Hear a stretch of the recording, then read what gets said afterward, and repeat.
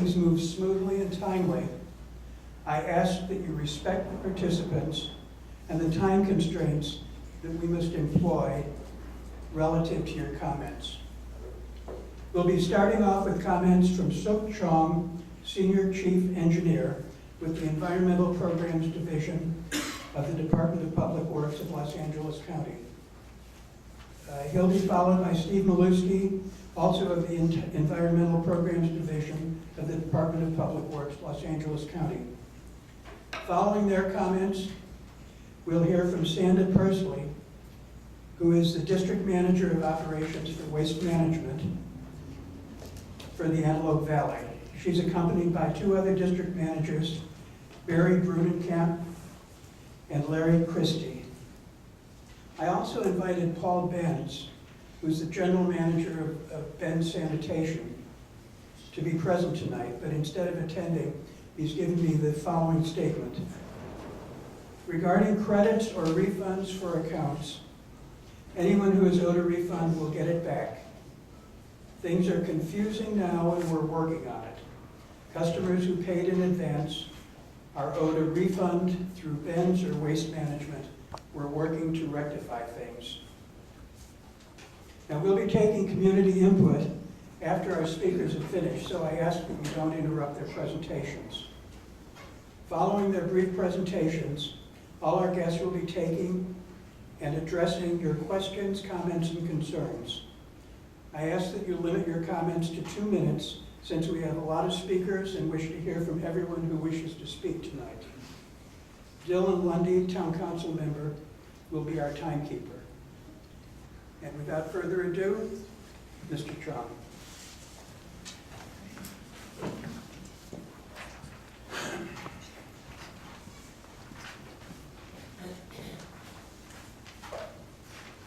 Thank you, Mr. Fawkes. Good evening, everyone. So thank you for having us out tonight. My name is Suk Chong. Steve is here with me. One change that we have is that Steve is not planning to. He's here to answer questions relative to residential franchise, and if there's questions about how one, like for example, Acton and Angelos wishes to have one, we can get into that. So that's the reason why Steve is here. So very briefly, we have the following 3 types of services in the Golden County of Los Angeles. So we have the open market. All of you here that reside in Acton and Angelos who uses the cart service in particular is in the open market system, whereas this talks about open market in general. So we'll get into specifically to Acton and Angelos. We have the residential franchise. All of the residential franchise in LA County, unincorporated county, is exclusive. We have one hauler for each of the franchise areas. And then there is the non-exclusive commercial franchise, which is what I oversee, what I manage. Though it says, the title is commercial franchise, that includes all the residential services that utilizes dumpster or roll-offs. So specifically in Acton and Angelos, you have the open market. Those of us who are using the carts are part of the open market system. And those of us who may be either a business or even a single-family residence that uses either a dumpster or roll-off would be under the non-exclusive commercial franchise system. So under the open market system, each resident contracts directly with a waste hauler. And then there's very limited county involvement. We issue, our public health department issues the solid waste collection permit. We do have certain requirements of the waste hauler through our county ordinances with respect to like recycling, but because we do not have any type of contractual agreement relationship with any of the waste hauler, under the open market system, and are very limited. We have very limited involvement within the system. Continuing on with the open market, the rates, for example, is entirely between the customer and the waste hauler. County is not involved at all. There is no bidding. There's no setting of the rates. Rates can be adjusted based on the hauler's needs, and may not coincide necessarily with your customer's needs. Service level could vary. Each hauler can set their own service levels. And again, haulers are not accountable to the county.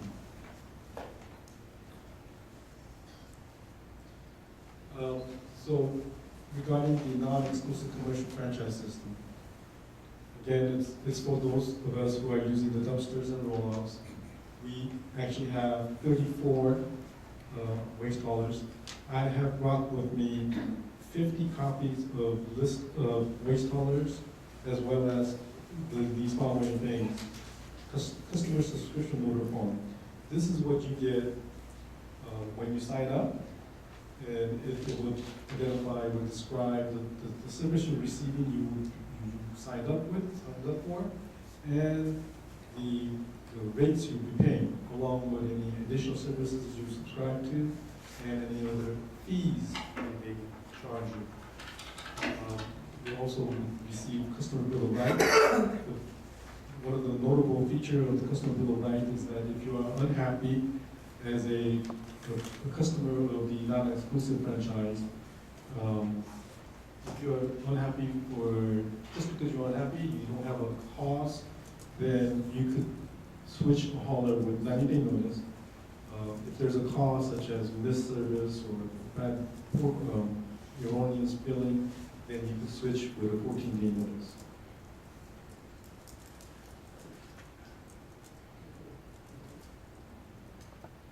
The following are the guarantee services under the commercial franchise. You have free or reduced rate for recycling. So your first 1 cubic yard or 2 96-gallon carts under the commercial franchise are available to you for free, and any additional recycling you do is at half the rate of your trash. So whenever you feel like you're interested in recycling more, or you would like your hauler to come out and provide you with some assessment and consultation on how you could recycle more, perhaps leading to a reduction in your subscription and therefore a reduction in your cost, that's available to you. For businesses, waste haulers are required to visit each of the businesses every 2 years. That's consistent with AB 341. Those businesses that are generating 4 cubic yards or more. Excuse me, I missed where you're from. I'm sorry, I'm with LA County Public Works. From the where? Los Angeles County Public Works. Public Works. What? Public Works. You could use a little more volume. Public Works. Public Works. Okay, sorry about Could that. you try facing, Yeah, turning the maybe- mic this like Maybe this? closer? Okay, sorry about that. And then if you have damaged bins, you could get those repaired or replaced for free within 2 weeks. So these are additional free services for residential customers under the commercial franchise. So in addition to all the services I just mentioned for businesses, if you're a resident under the commercial franchise, you receive free holiday tree collection service and free bulky item collection. So up to 5 items, 5 times a year, or 1 unlimited quantities. That's it. I know that Russ had indicated that we're going to reserve questions towards the end, so we'll do that. Yes, I have a ranch in Castaic and one in Acton. And in Castaic, we get, for the same price as here, where you get 1 barrel, we get 2 recyclable barrels, no, 1 recyclable barrel, 2 green waste barrels, and 1 regular barrel. So I'm wondering, why in Acton is it so expensive for so little service? Are you referring to the cart service with plastic I can't container? understand a word he says. I would appreciate it if you would hold your questions till the end of the presentations. Oh, That's perhaps more appropriate to waste okay, management it says than it is to questions, the county. so that's why I asked. Well, he said we were gonna wait till the end though. Okay, so that's our contact information.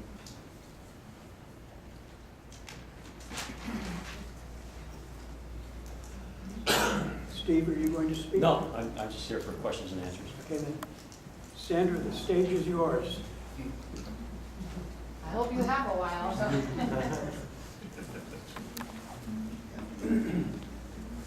Good evening. Can you hear me okay? Yes. I'm Sandra Persley. I'm with Waste Management. Ma'am, I heard your question. You said that you have a home in the Castaic area. Residential, I assume, so you have... No, it's zoned A22, much more, it's considered much more agricultural, heavy-duty agricultural. Here I have A1, which is... But do you have carts or do you have metal? Do you have plastic or metal? Plastic or metal what? Containers, what you put your trash in. In Castaic, for the same price as here, they give you 4 plastic So containers. they're plastic. 4. So that's actually a franchise question. What? That's actually a franchise question. Is Castaic And currently here- franchised? And here, it's just 1 plastic barrel. Right, There you get 4, here you get 1, same price. right, I get that. I hear you. Did you want to answer the franchise question, or do you want me to? Well, that is, the Santa Clarita area is the residential franchise system. Here, I think everyone probably want to hear you. I hate to put you on the spot, but That's okay. I kind of was feeling what she was asking. Yeah. All right, so Suk oversees the dumpsters, those are the metal dumpsters. I oversee the plastic carts, those are the small ones. You wheel them out Right. yourself. So what you're describing in Santa Clarita is the residential franchise system. Well, it's Castaic, it's much more rural, my property there than it is here. Yeah, I'm just talking about the geographic area, that part that around Santa Clarita Okay. is the residential franchise system. So the county then has an agreement with one waste hauler, Vertex. That's a Vertex primary waste hauler. Uh-huh. Yeah. So Vertex did a price, and they are locked in that price for 10 years, minus cost of living increases, a few percent every year. So it goes up maybe $1 a year at the most. The other system is outside, that's open market. What? The other system in Acton, where we are today, is open market. The county is not involved in the price setting at all Right. for residential plastic carts, What? because we were not asked to come to the franchise area yet. This area is not franchised. We started in You're LA. not under contract here. There's been no RFP released with the county? So commercial franchise, RFP, residential, no So RFP. we don't have a residential. We do not have a residential So, franchise. so to put it in my words, in the Santa Clarita greater area, there is a contract, and that's why they get 4 barrels, and here there's no contract, and that's why they only get 1. I can only explain that, that's, you got what I'm you're just entitled to my making it system. simple. Okay. So when you have a franchise or an agreement, the jurisdiction, in this case the county, will set the standard, for the service. And the standard is, in order to achieve certain recycling objectives, you obviously have trash, so you provide trash. And we have recycling containers, blue and green. And in rural communities, we generally, Wait, but yes.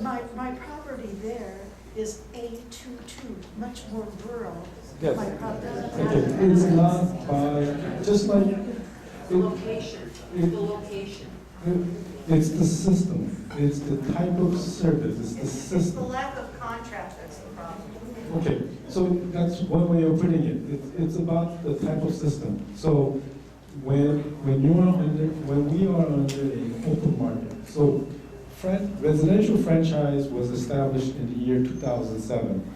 Prior to that, all of LA County was open market, except for some special districts known as garbage districts. So under those conditions, each of us, I live in the Antelope County area, we hired our own waste hauler. In my community, for example, there was Waste Management, there was Valley Vista, there was Athens, there was a bunch of other companies from where I could pick from. So I had the freedom of choice, but I also had to negotiate which one. I would call each hauler and ask for the price, and then try to negotiate a rate. And then after I had a service for a year or two, they would send me a bill that reflected a new rate. Then if I was not happy, then I would look for other waste haulers and find somebody that I would be happy with. So that is the system you have in certain parts of the county, mainly in Acton, Acton, and Antelope Valley, is open market. It isn't tied to the type of property, just as a single-family residence here can use a cart service or a dumpster service. It's not the type, it's the system. So it's open market system, franchise system, yes. If it's open market system, why are we being told that Waste Management has a non-exclusive contract? So thank you. So Waste Management does a non-exclusive franchise, but it's for commercial. So it's non-exclusive commercial. Dumpster. I'm sorry? Dumpsters? Yes, it's for the dumpsters. So if you are if you're using dumpster for your trash at your home, then you are part of the commercial franchise system. Certainly, the commercial franchise system was intended to service the businesses, but it isn't just limited to businesses, just as there's a need for some residents to use these dumpsters. So as soon as you prescribe to a dumpster service, then you are part of the commercial franchise system. The haulers are bound by our agreement under that commercial franchise agreement. Is there any way that we can ever have 4 barrels for the same cost as we do in the Santa Clara area here? Well, that's a multifaceted, it's a multifaceted question. One is, are you asking if we could do that without franchising or with franchising? Because those are two different things. Under the All I'm franchise, interested in is paying $26, like I paid 26 there and getting 4 barrels. I don't care how you do Which it. leads to Right. my That's what I'm question, interested can in. the county please issue I don't want or to another waste hauler for the commercial? so that is a very involved process. And that's something that, again, in the simplest response to that is kind of can, but there's got to be enough of a desire. So So You're for looking at the commercial. desire. Right here. For- We all hate waste management, that's why we're here tonight. We want more than one choice. Can you address that, please? And they keep buying up the people. So that she get off asked this one. specifically for commercial, which anyone can. One vendor with really horrible customer service. Can we Hey, wait, they said questions at the end, discussion at the end. Let's let the guys talk. You know, the simple thing to this whole thing is, do not buy their service. Put them out of business that way. Simple. Recycle. So, let's see. That's okay. Did you want to present? Did you have some? I have much to say. Uh-huh. I'm really excited to say it now. Sorry. I'm so happy I left my 3- and 5-year-old to be here. Thrilled. Let's put it back. Suk, I'll take the bullets. Yes. Point the arrows at me. Well, good evening. I mentioned before, I'm Sandra Pursley. I'm with Waste Management. I've been with Waste Management for 10 years, and I'm a 3rd-generation Antelope Valley resident. So a lot of the questions you're asking, I can answer, because I understand that we're different here. We're in the Antelope Valley. Now, you guys I can't afford to live in Acton, or certainly not Agua Dulce, but I understand that once you leave Santa Clarita and head north towards the Antelope Valley, we're different. We're a more rural community. I promise you, you can ask me questions all night, just not now. Okay, I will stay all night if I have to answer your questions. I can't stay all night to get ready. I do too. Go on, go on. All right, so the first thing is you guys are asking about a franchise system, which I'm so sorry, I'm not a representative of the county. So if I get it wrong, it's Waste Management talking and sounds like we're wrong most of the time anyway. So there have been several surveys in your community. What Suk was saying is that there are franchises all over LA County and I'm only talking about residential right now. So if you have a plastic cart with the 2 wheels that you roll like this, that is a residential cart service. There are franchises all over, except for beginning in Agua Dulce, Acton, north, as you go through the Antelope Valley up to the Kern County line. The county has surveyed several times, 3 times since I've been here in the last decade, and every time there's an overwhelming response from your community that you do not want a franchise. If you do want a competitive bid process, which what that means, like, say you're laying a driveway. You say, I want to lay this driveway, you get a couple of bids, you pick the bid that has the best value to you at the best cost. That's what the county does on your behalf when there's a franchise system. But what that means is a loss of freedom of choice. It means standardized services for many of you that share containers, many of you that don't want recycling, you don't want green waste because you live on a dirt road and you don't want multiple trucks down your road. So in the survey, you have said over the last 3 times that you don't want a franchise. If you do for the carts, I suggest you talk to your neighbors, encourage them to respond to that survey differently. For the commercial, man in the black shirt, commercial is non-exclusive. All someone has to do to be part of the commercial, and I may misspeak, but at the beginning, it was basically like an application process. So if you could fill out an application, which there's a lot of haulers out there, and maybe not all of us so smart, but we figured out those applications. You have to have the insurance requirements, which this is a complicated industry. It's not a safe industry. It's actually considered as dangerous as law enforcement in some cases. So you need a lot of insurance. There's a lot of permits. There's heavy equipment. There's tons of employees. It's not an easy business. And then we are in California to make that even more fun and exciting. And there's new regulations. There's new things that say you have to recycle if you have this much. Now you have to recycle food waste if you have so much. So the rules are changing. The game is changing. But for that commercial, so if you have a dumpster, right, if you have the metal or a roll-off, all that is a permit process. So if you can find a hauler that went through that process and is approved, and as Suk mentioned, there are 34? Whew, took my Wheaties today, Wheaties. So there are 34.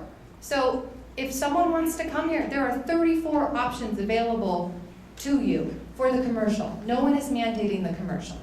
All right, so that's a quick lesson on franchises. It's worth what it costs you. If you want a franchise, tell these gentlemen on the residential or the commercial side.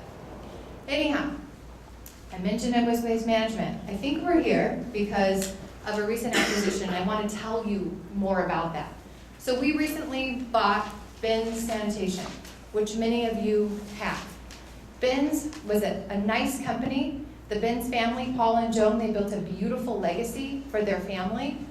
But I mentioned those regulations and the rules changing and the insurance and the employees, and they were tired, and they want to retire. Paul has a motorhome, he loves to hunt. He wants to go enjoy his life and enjoy the money and everything that he's worked hard for all of the years. So he approached Waste Management after a meeting similar to this one in Kern County, and he said, I'm tired. Please, do you guys want to buy my company? Well, we did. You know, we're a large company. I know you guys see us as a big green gorilla. Some of you do. I'm a regular person. These guys are regular people. I have toddlers at home. We're real people, and this feels like family to us. We may be a corporation, but it's personal for us. And I have eyes, and I can see you. So they approached us, they asked us to buy. We did. Unfortunately, you know, we were proud to take over. We're proud of what they've done for their family. but it was a bit more complicated than we anticipated. We did, just so all of you know, offered employment to all of their employees. We got all of their equipment. Everyone was offered a job. Getting the information, everyone was offered a job that was eligible for employment. All they had to do was be in this country legally, pass a drug test, and pass our safety standards on the road.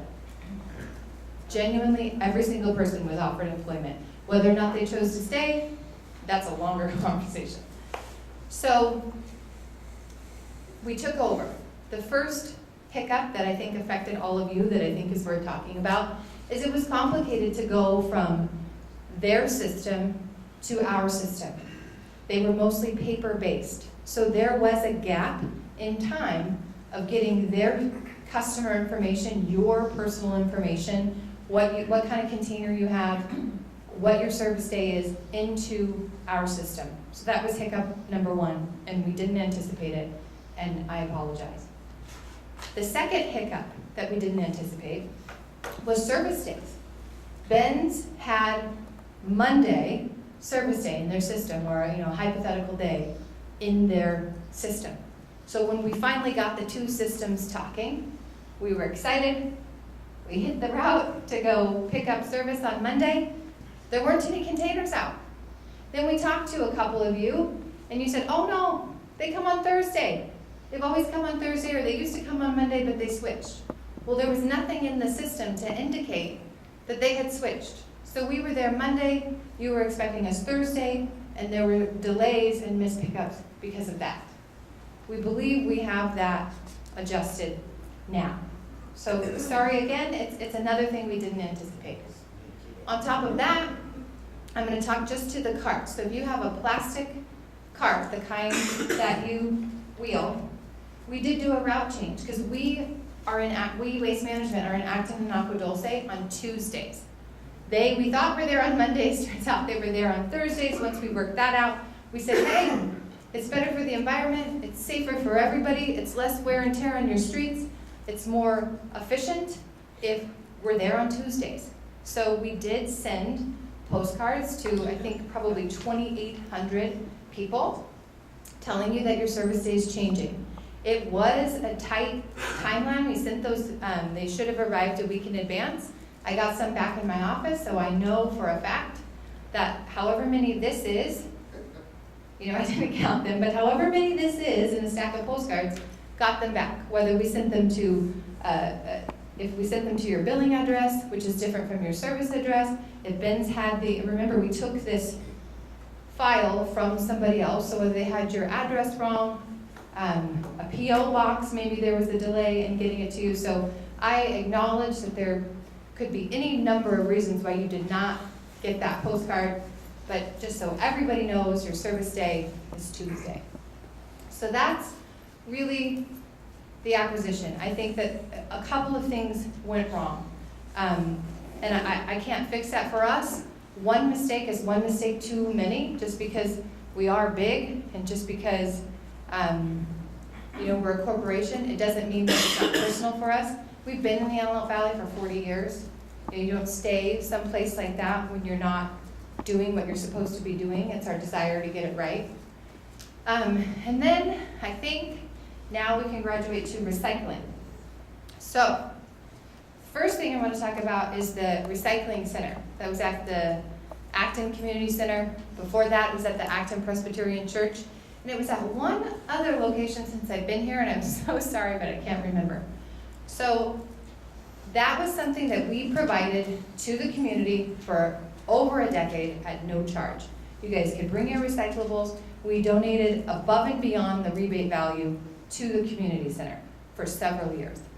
Unfortunately, in the last year, illegal dumping had gotten so bad with e-waste, with furniture, with bulky items, with things that were not recyclable, that were well beyond the scope of what that center was for, things we could not put in the same truck because they would contaminate the whole load, overwhelmed the community center so that they asked to cancel. Same situation for the Acton Presbyterian Church. They asked to close the community recycling center. If any of you can find a site for a recycling center I will get you dumpsters tomorrow to recycle. Find me a site that we can safely service, that can tolerate having the containers there and tolerate the community coming in and out to recycle. So I just want to be on the record. It was not our choice to remove that site. We understand why they had to. It's unfortunate, we were disappointed. I personally was disappointed because I helped set it up a whole long time ago. But it would be our desire to bring one back to the community if you can find and provide a location at no charge and with the donated rebate value. All I right. understood that you didn't, you used to. I will take questions at the end. So then, you can tell I have a 3- and 5-year-old. Mommy's talking right now. All right, so then let's talk about if you're part of the commercial franchise. So again, I'm so sorry, you guys. Trash lingo is complicated and boring, and I'm sorry for making it worse with the two systems. But going back to you, if you have a dumpster or a roll-off, you are entitled, as part of the non-exclusive, which means you can pick whomever you want if they're willing to come here, franchise, you get recycling. You get either 1 yard or 2 96-gallon carts at no charge. We have 1.5 yards. So we bring you a 1.5 yard, which is above what we're supposed to, at no charge. Now, one issue recently, I think it was in the Country Journal, somebody wanted carts. Now I'm going to go back to the survey, bear with me. We don't have a route for the residential, the plastic cart recycling in the area, because predominantly you guys have wanted the metal dumpsters. We would be more than happy to bring a plastic cart residential recycling route, the kind that you can roll, to the community if the participation was there. So I'm going to take a step back and I'm going to go to that survey we talked about. When we had the survey, I'm really just messing with the camera guy to see if he can tell. I can. I look better than this thing. No, I'm just kidding. I'm boring myself. I'm so sorry. So, the carts. So, going back to that survey, you guys didn't want the carts. We always have, Some people didn't want them. well, according to the survey, the majority did not want a franchise or the carts. So if you guys could talk to your neighbors and could drum up enough folks that want to have the carts, that makes sense for us to have a route out here that's safe and that it's dense enough that it makes sense for the environment and economically, we are a business, not a nonprofit. That, I would say, would be about 250 to 300 people. If you guys want the carts, we'll bring the carts. You just need to have enough people that want the carts. If you want a dumpster in the 1.5 yards, call us tomorrow. We'll get you a dumpster for recycling. So I think, let's talk about recycling. The first one, the community center. If you want one, tell me where to put it. No charge, I'll donate back to the community. If you want a metal dumpster, and you have a metal dumpster now, call me tomorrow. Well, not my cell phone. I'll be a little bit busy, but I'll give you the number. I'll give you Barry's number. Call tomorrow. We'll get you a dumpster for recycling, 1.5 yards at no additional charge. If you want a recycling cart at no additional charge, talk to your neighbors. If you have residential service, so you have the carts now, and you want a cart for recycling, you don't have to be part of that franchise. If there's enough of you that want to recycle and we can build that route, I'll give it to you too. So just give me a call, talk to your neighbor. I got a smile out of you in the back. I see you. We're gonna be friends. It's all about recycling. Okay. We have to all learn how to do it. Right. Quit crying about this whole nonsense. Agreed. Recycle this stuff. So you have options when it comes to recycling. We hear you. We want to hear you. I'm sorry. I think we messed up on delivering a dumpster. I think there was a delivery fee. There should not be. There shouldn't be. We have taken steps internally to make sure that does not happen. I apologize. And then somebody else wanted carts and we didn't have the cart route, and I don't think that we handled that as well as we could have in explaining that. I think we have 3 choices for recycling that we could cover. So if that doesn't work, I did bring a magic wand. You know, anyhow, I'm sorry to play with you guys. I'm trying to keep it light, but I think I covered all of it. I want to tell you, I do have Larry Christie here, who is a former Benz employee. He came over with the acquisition. He worked there for 30 years. He had 35 years. He has coffee every day at 5 a.m. with Paul Benz. He still does now. I think he's a proud Waste Management employee. So, you know, we did bring their people. We care about their people very much. They're now our people, or we, okay. We have Barry here, who, don't give me a mic, Russ, I warned you. We have Barry, who's in charge of all of our operations, and then we also have Josh Mann, and we have Ed McClaskey. So we have a whole team of folks. I think between all of us, hopefully we can answer your questions. So with that, I'm going to take 3 at a time, so as I see hands, I'll take 3. We'll raise hands Sandra, again. Yes, sir. Can we hold back from that? First, I'd like to see if there's some community comments, people who don't have specific questions but want issues heard relative to waste management, recycling, and that kind of thing. If you would come forward and give your comments. We've got a 2-minute limit, and we'd love to hear from you. Please come forward. Will that take away from our time to ask a question later? No, absolutely not. My name's Randy Walker. I live in Agua Dulce. Since this acquisition, I mean, it took 3.5 weeks for us to get our trash picked up. I had 2 barrels with Benz. I was told I can only have 1. When they finally did show up, they took 1 barrel, refused to take the other one. I've had 2 trash pickups, but basically I was pushed out of the barrel business. And I know I was, and I was forced to get a dumpster. Also, every time I've been on the phone with Benz or with Waste Management, I don't think any of these people own a home. The people I've talked to on the phone, they have no concept of what it's like to be left with your trash for 3.5 weeks. I had to pick it up. It's been strewn across my property, my neighbor's property. I've had to leave it out because it's not getting picked up. And they told me every other day, we're picking it up tomorrow, we're picking it up tomorrow. I would ask them, what's your report on my property? The driver didn't say if he got it or not. So it's been extremely frustrating. And I canceled my service for tomorrow. They told me I was getting a dumpster a week and a half ago. It came, you know, it was 5 or 6 days late. So I'm sure all of you have had your trash issues, but I just wanted to voice what was going on with me. Maybe there's other people who've had the same problems.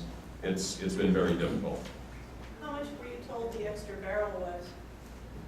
With Benz, I have 1 barrel, and then I bought my own, which they told me that was the way they did things. Waste Management has told me I could have a 2nd barrel, but it can only be 64 gallon. Half the size of our 2nd barrel, yeah, for the same price. Right. That's like $11 in Santa Clarita, an extra barrel. Okay. But anyway, I just wanted to tell everybody what I'm going through. Thank you, Randy. Okay, I also understand, and the next speaker. Please identify yourself. I'm Dee Holland, and I'm also from Agua Dulce, and I've been here 20 years. And I've been through 3 buyouts by Waste Management. Nice, warm, fuzzy story about Benz. What about Looney Bins and the one before that? There is no warm, fuzzy story for them. No? No, there's not. The owner of Looney Bins is a area director, very successful employee of Waste Management today. And there are Looney Bins other places. It was their decision to sell. You can't buy someone that doesn't want to sell. Only after you came after them. Waste Management, they backed into my mailbox, mine and my neighbors. And the only way we got it fixed was because the truck driver got stuck. He was gonna leave, wasn't gonna say anything. He took down the telephone pole, It took us a week for Waste Management to even acknowledge that it was their fault. I agree with the trash all over the place. I'm the only one in my area that gets Arrowhead. And guess what? Those Arrowhead boxes are all over the place because of the way they pick up the trash. I could go on, but you don't want me to. Thank you. I've also heard from a number of people that they're interested in finding a way to get some competition in the territory. Are there any speakers who want to deal with that issue? That was the other thing, sorry, that was the other thing. 20 Come on years, back. You got a 20 minute- you years, got a and I minute now left. pay 10 times as much as what I paid when I first came here. 10 times. My bill went up $6 from just my last Benz bill to my waste management. Just by getting a new company, it went up $6. And the whole reason I would change out in the first place is because Waste Management's online pay system was, I would consider it fraudulent, because when you opened up the screen, it said what your balance was. I paid that, and they never applied the balance you paid to your for this bill. They only applied it to the one that you made the payment in. So I ended up having a bill that was 6 months late, so they came and took my trash can and said that they canceled my service because I was behind. I'm like, how can I be behind that? I've been paying my monthly bill, the one that's on their screen that says I paid, and they're like, well, did you open up the statement? I'm like, why should I? Your balance says I owe this much. And then, so I contacted Benz, and then they came back after I made my account current with them, brought their own trash can, put it in front of the Benz trash can, and then told me that I couldn't change companies because I didn't give them a month's notice, and that's when I would get Public Works involved with it. After they told me they canceled my service. So, and then I was told that there wasn't going to be a change, then sent that the price for at least a year was going to be the same, and in my first bill it was up $6. So I don't understand, the customer service. This should have been a pretty simple thing. I mean, I really, doesn't make a whole lot of sense. I mean, I think they're just trying to force us all to get dumpsters. I don't know. Okay, thank you. Does anyone care to speak about the need for competition in the territory or an attempt to get competition in the territory? Because I've heard a lot of rumbling about that. We need competition. Let's start a company right Please. now. Yes, certainly, come forward. I think you have a robust voice, but if you'd like the microphone, you can have it. I took some notes too. If I'll sit over here. My name is Mel Chicato. I'm a 10-year resident of Acton. I hate trash. I'm very involved in illegal dumping. I am a member of the illegal dumping task force. I've written numerous letters to the newspaper, the Country Journal, on how to address and solve illegal dumping. One of the reasons we have so much illegal dumping in the Antelope Valley is because the dump in Palmdale has limited hours. It's owned by Waste Management. On Saturday, you have to get in and out of there by 12:30. I mean, out of there by 12:30, and it's closed.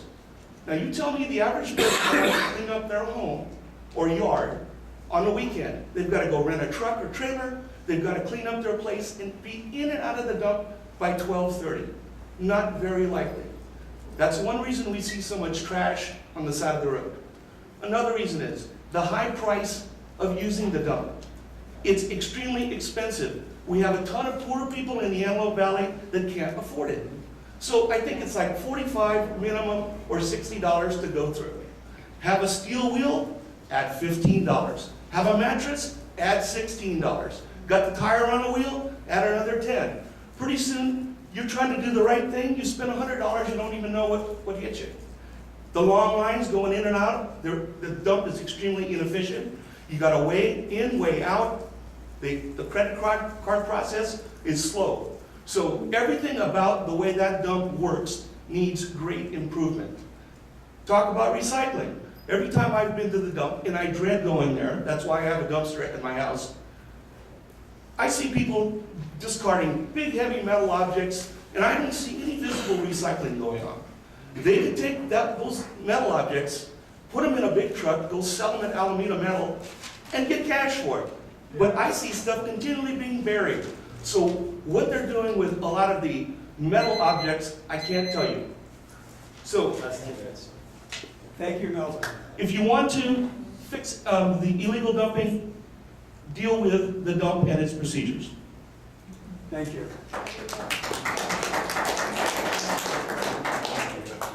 Does anybody care to respond to any of our speakers? Oh, are you asking about the response to Another the... speaker? Please come forward. Can I just say something here?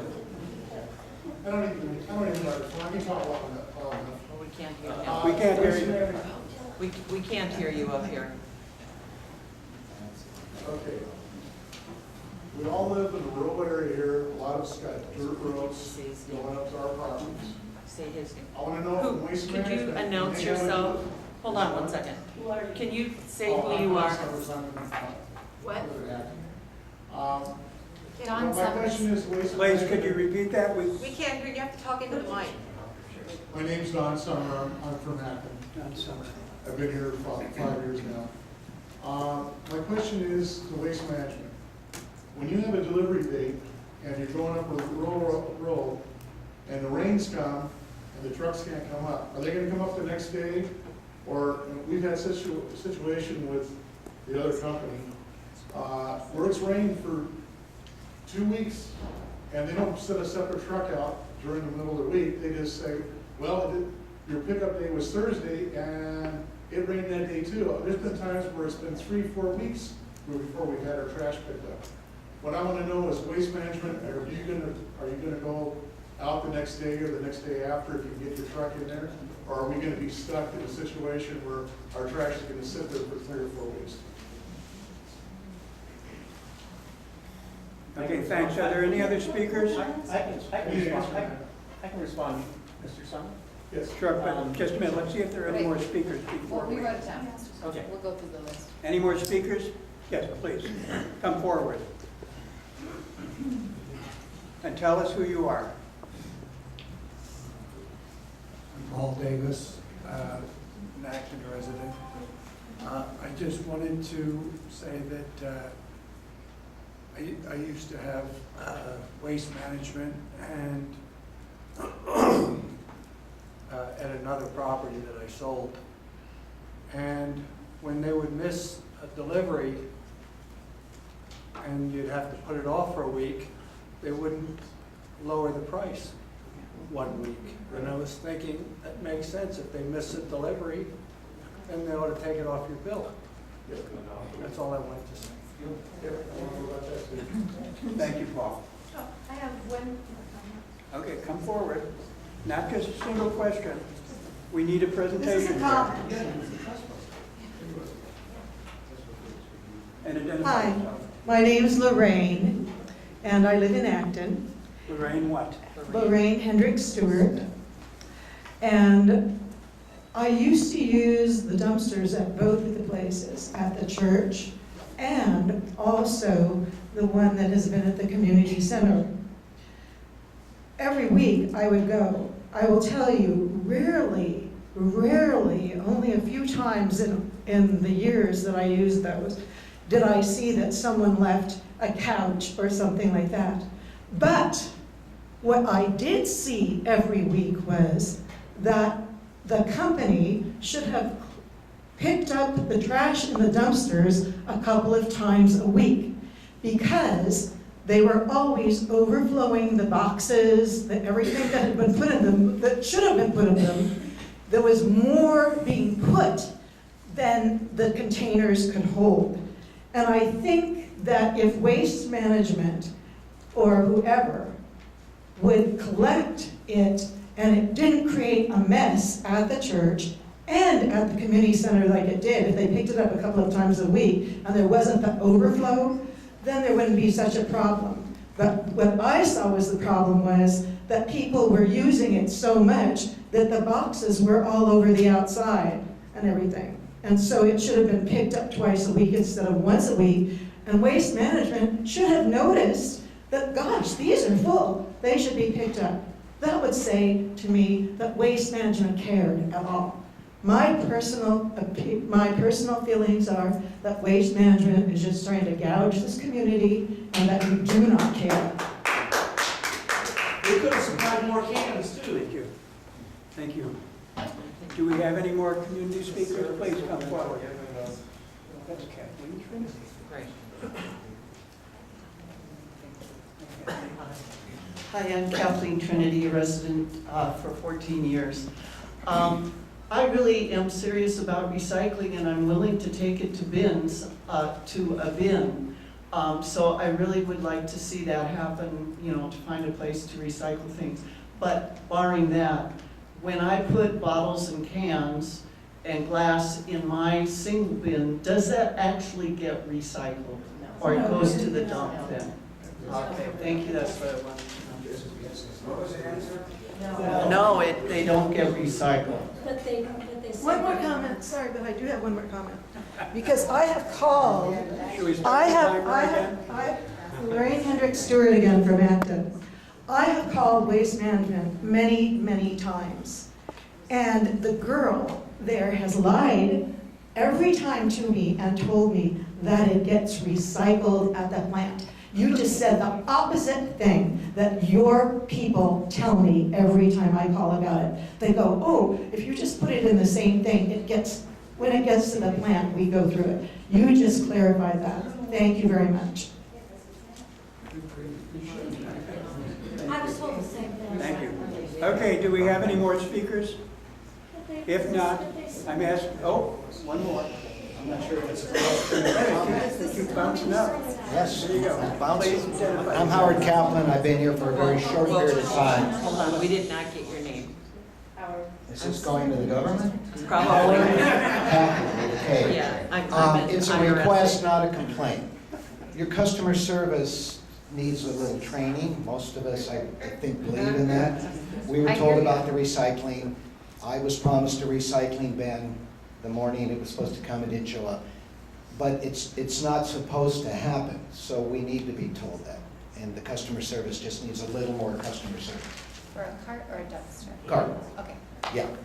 I think we fixed that. That was Okay. one of the things. But, Okay. I mean, we I- obviously need work. I served the public for 30 years and I got some of the reactions the same. But I helped, I improved. Thank you. Thank you, Howard. Okay. One more. Please come forward. Now, I hope the county people and the waste management people are taking notes because I'm going to ask you to respond to all these community concerns. Okay, Pat Dugan, I'm new in Acton. I moved out here from Simi Valley a couple of years ago. I live in the Vincent Hill area. And when I moved out here, I had waste management in Simi Valley. Cost me $70 a month for a bin and no $20 environmental fuel charge, which I'm now getting on my bin. I called them and asked them, in Simi Valley I had recycle bins. I had the little 96-gallon, I guess they are, carts, green and one gray, and the gray was free, and the green cost me $3 each, and the green was for horse manure, and the gray was, you know, for the household. I called them when I got here and said, please bring me some recycle bins.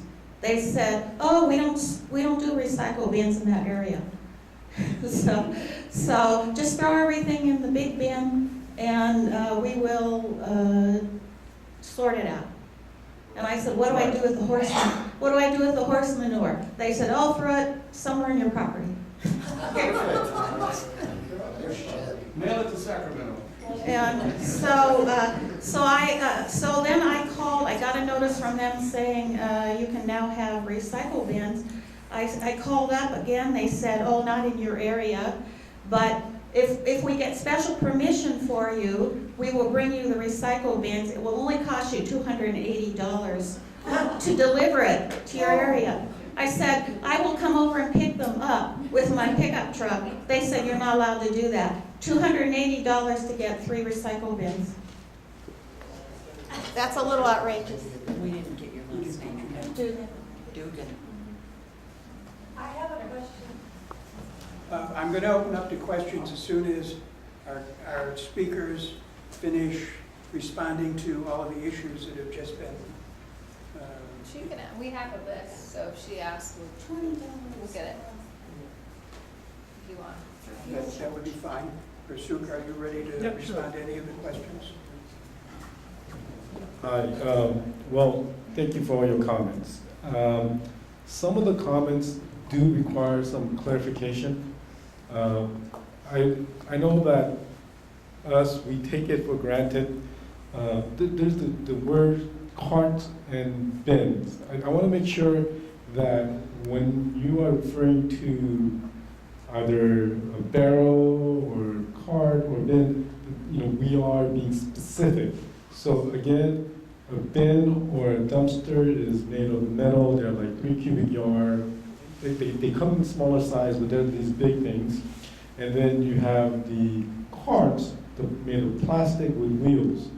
So again, if you either are currently a customer using a bin or a dumpster, and you have issues with waste management, for example, you requested recycling container in a dumpster, in the middle, and they either quoted you or assessed you a delivery charge, please bring that to my attention. That would be a breach. That would not have been authorized under the commercial franchise agreement. If the rates are going up on the bins, on these dumpsters, these big containers, if the rates are going up, tell us about it. Waste management, even though we do not set rates, we don't approve their rates, whenever there's a rate adjustment, they do communicate that to us. They need to clear their method of communication. What they're saying, how they're doing that, they can clear that with us. Sir, they did that continually with environmental charges and all this stuff, and that's why many of us left them and went to Benz. It was a regular occurrence, and that's why many of us are here to talk about those kind of issues. Right. What's said here is one thing, but we, the customers, when we see our bill or we call them, we get a completely different experience, and that is the reality. That's why so many of us are here today. So are you a dumpster, sir? I'm a dumpster. I have 2 different accounts. Okay. So you have had issues with waste management. I had waste management originally, and I quit them and went to Benz, and it was heaven. Okay. Benz was fabulous. They didn't mess around with you on the rates. Their drivers didn't take pictures of your bins if they weren't closed and send you an auxiliary bill. If someone threw a spare tire in your bin, they didn't bill you for it.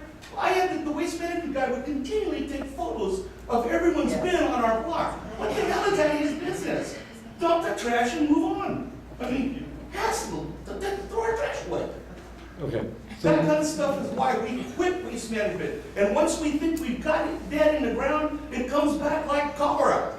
Here we are again. So you talked about 34 different trucks or companies. Where are they? All we know is waste management. No. Show me the competition. So I have, as I indicated earlier, I brought a list with me. Now, bearing in mind that this is as a non-exclusive, it's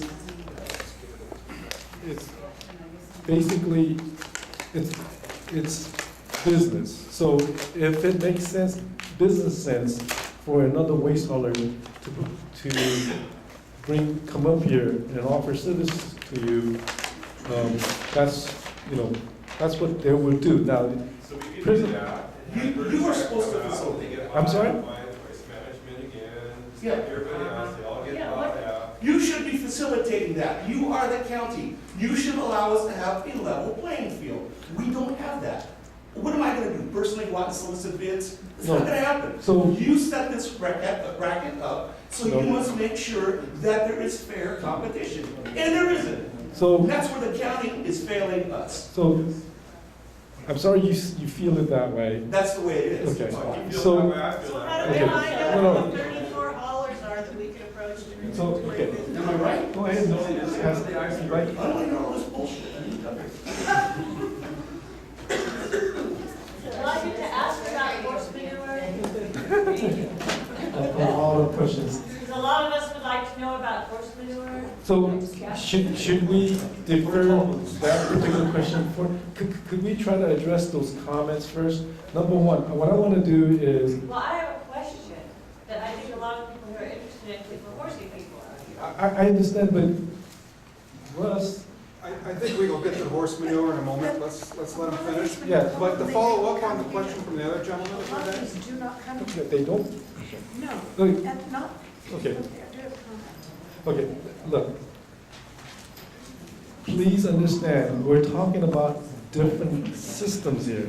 We have a non-exclusive. A non-exclusive franchise means that there is not one hauler in the area, but it became one hauler, just like, you know, as you said, there was Benz.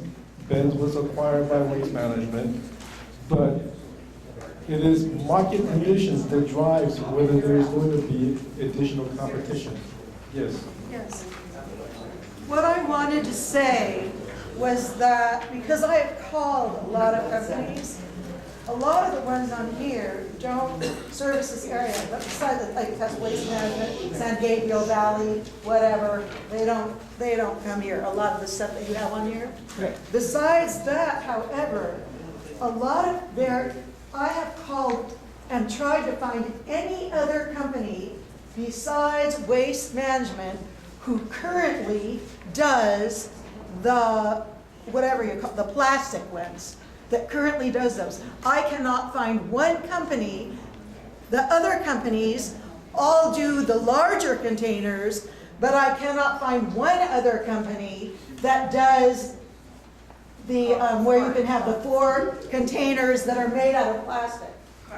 And I don't think that one exists.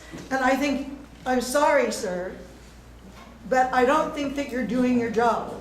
Because you need to have, as the other gentleman said, there needs to be competition. And people need to be telling the truth and being honest, and that includes in the government. Okay, so a true competition exists on the open market. This is what you have here, but it's the market conditions that is limiting these waste haulers from coming up here. Now, you have Waste Management based up here. What other hauling company is based up here? The nearest, you have Burtec coming up to Santa Clarita area. They right? won't come out. Right. They've already said it. They won't come They up. won't come but out, therefore you don't have competition.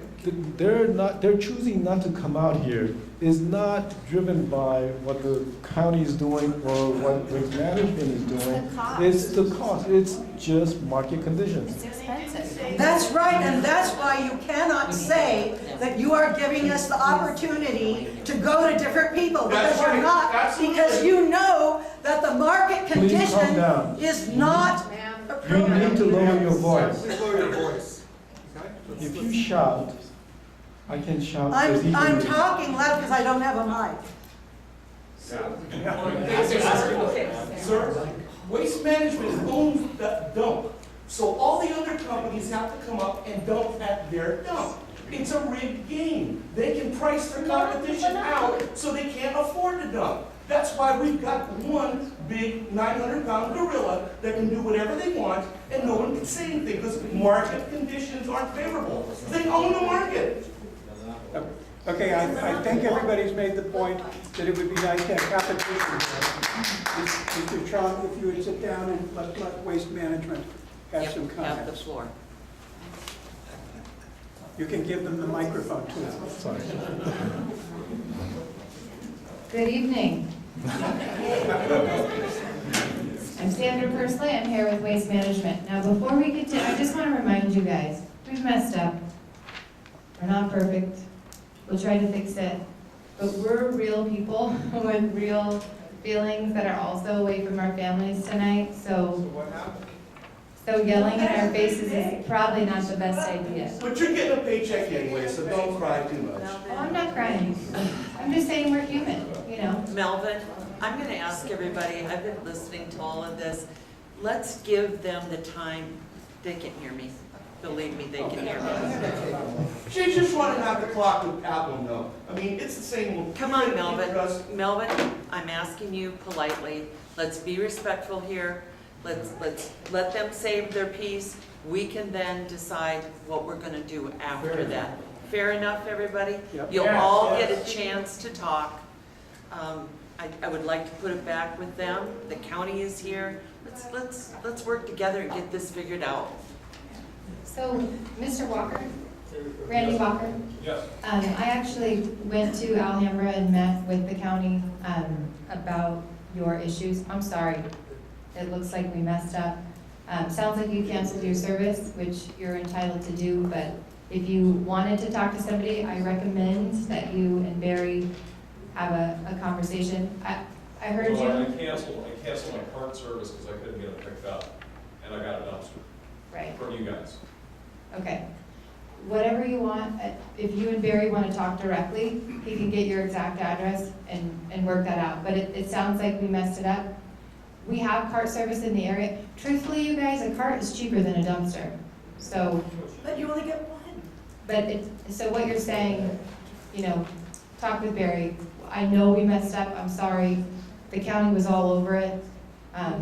So we did have a meeting. So Barry, if you can talk to Mr. Walker, please. All right, D. Holland. Where'd you go? There you are, D.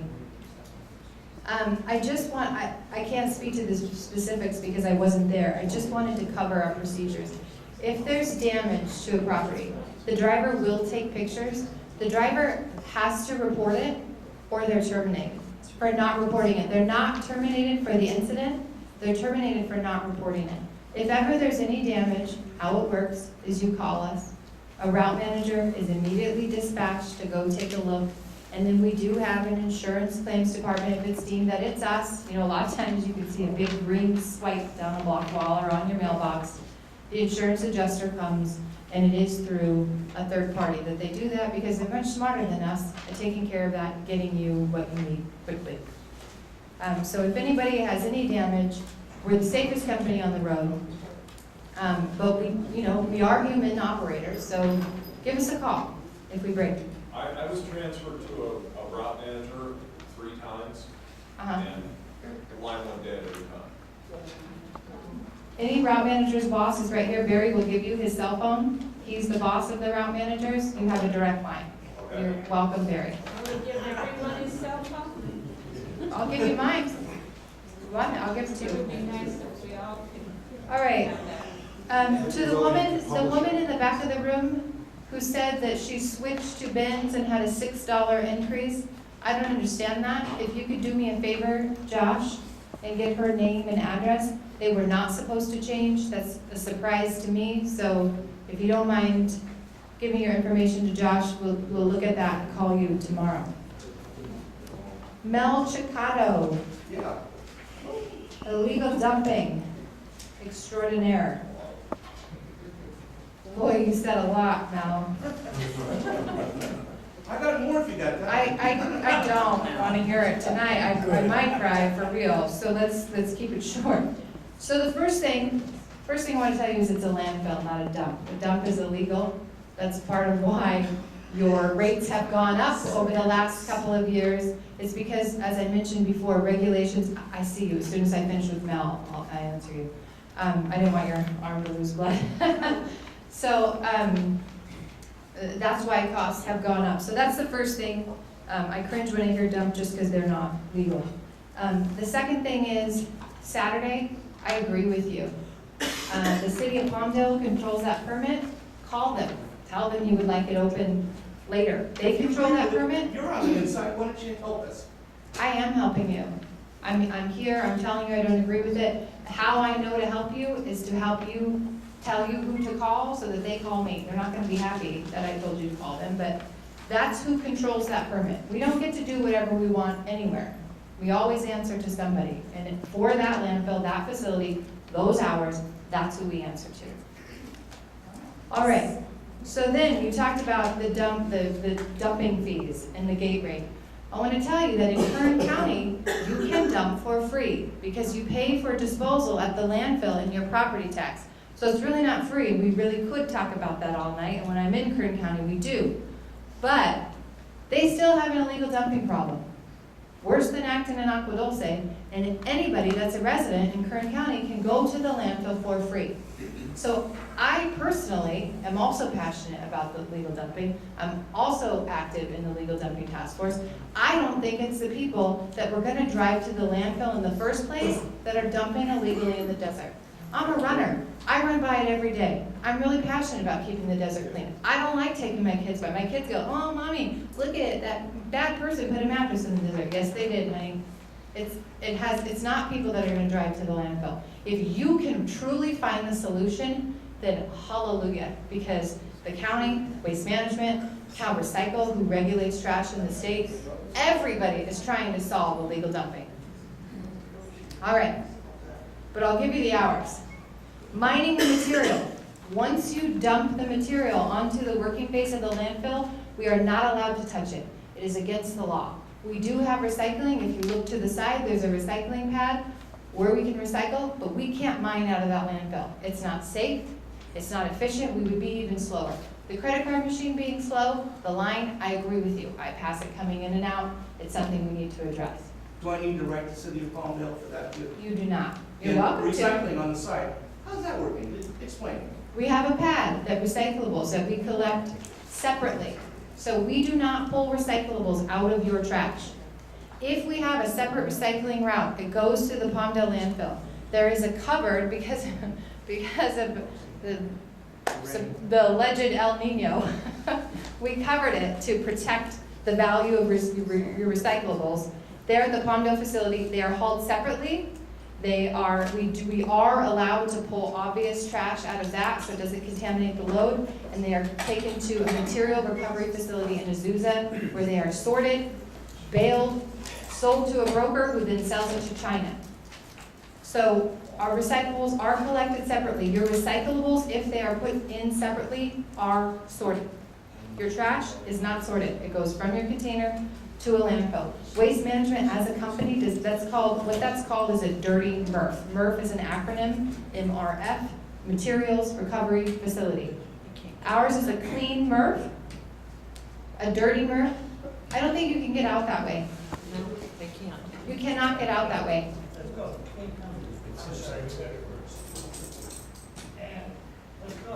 So a dirty MRF takes trash and they sort it all. That is what Benz claims that they were doing. Then they got in trouble for taking it out of LA County, and they were not doing that in recent years. So they could have told you that they sorted it from the trash. Waste Management as a company does that nowhere because they don't believe it's a safe or efficient or good way to handle recyclables. So if we told somebody that by mistake, I apologize.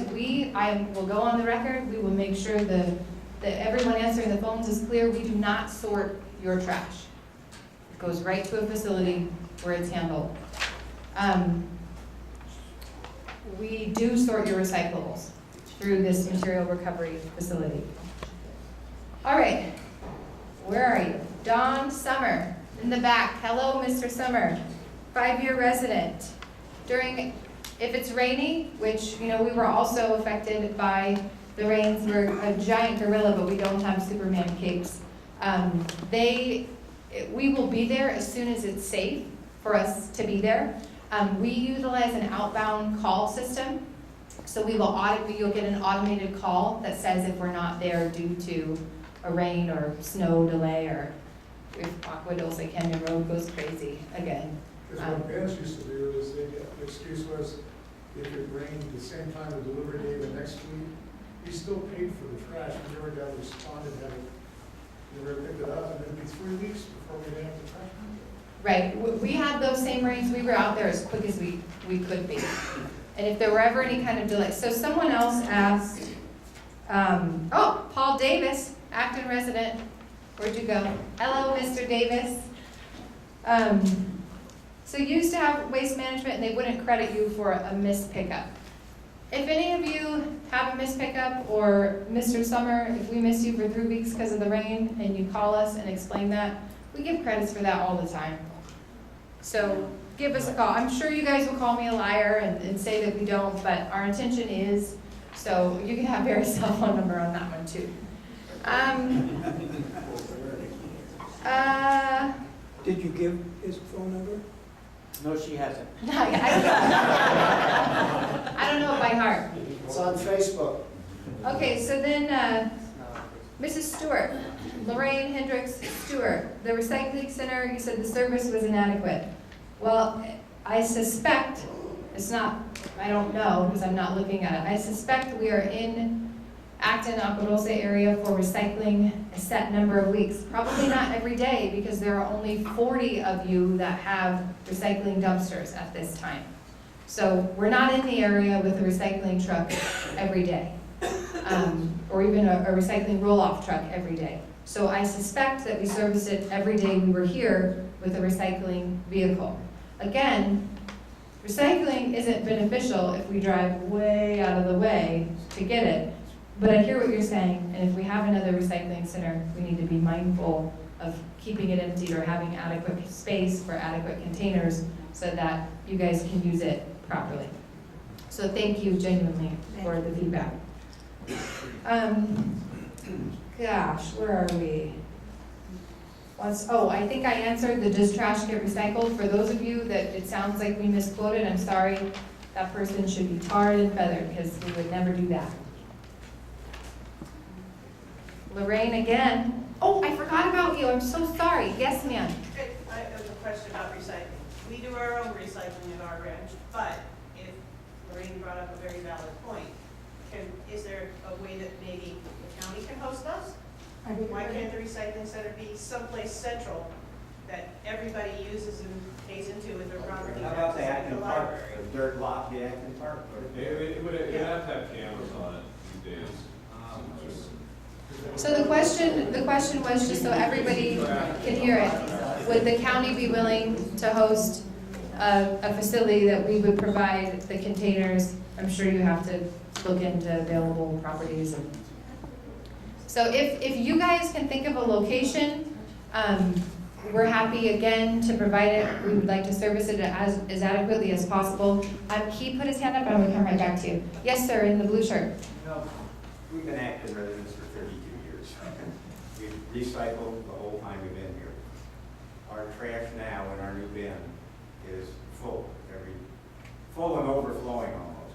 It was like a quarter of that. Can the town council look into seeing if maybe we could put the bins down there at the park on the dirt parking lot there? Can you guys look into something like that? Or here at the library, if the county will let you do it? I mean, it just seems obvious that would be a great spot for Well, it. the park is a county park, Well, so. can you guys look into it and see if the county would allow it to go on the park?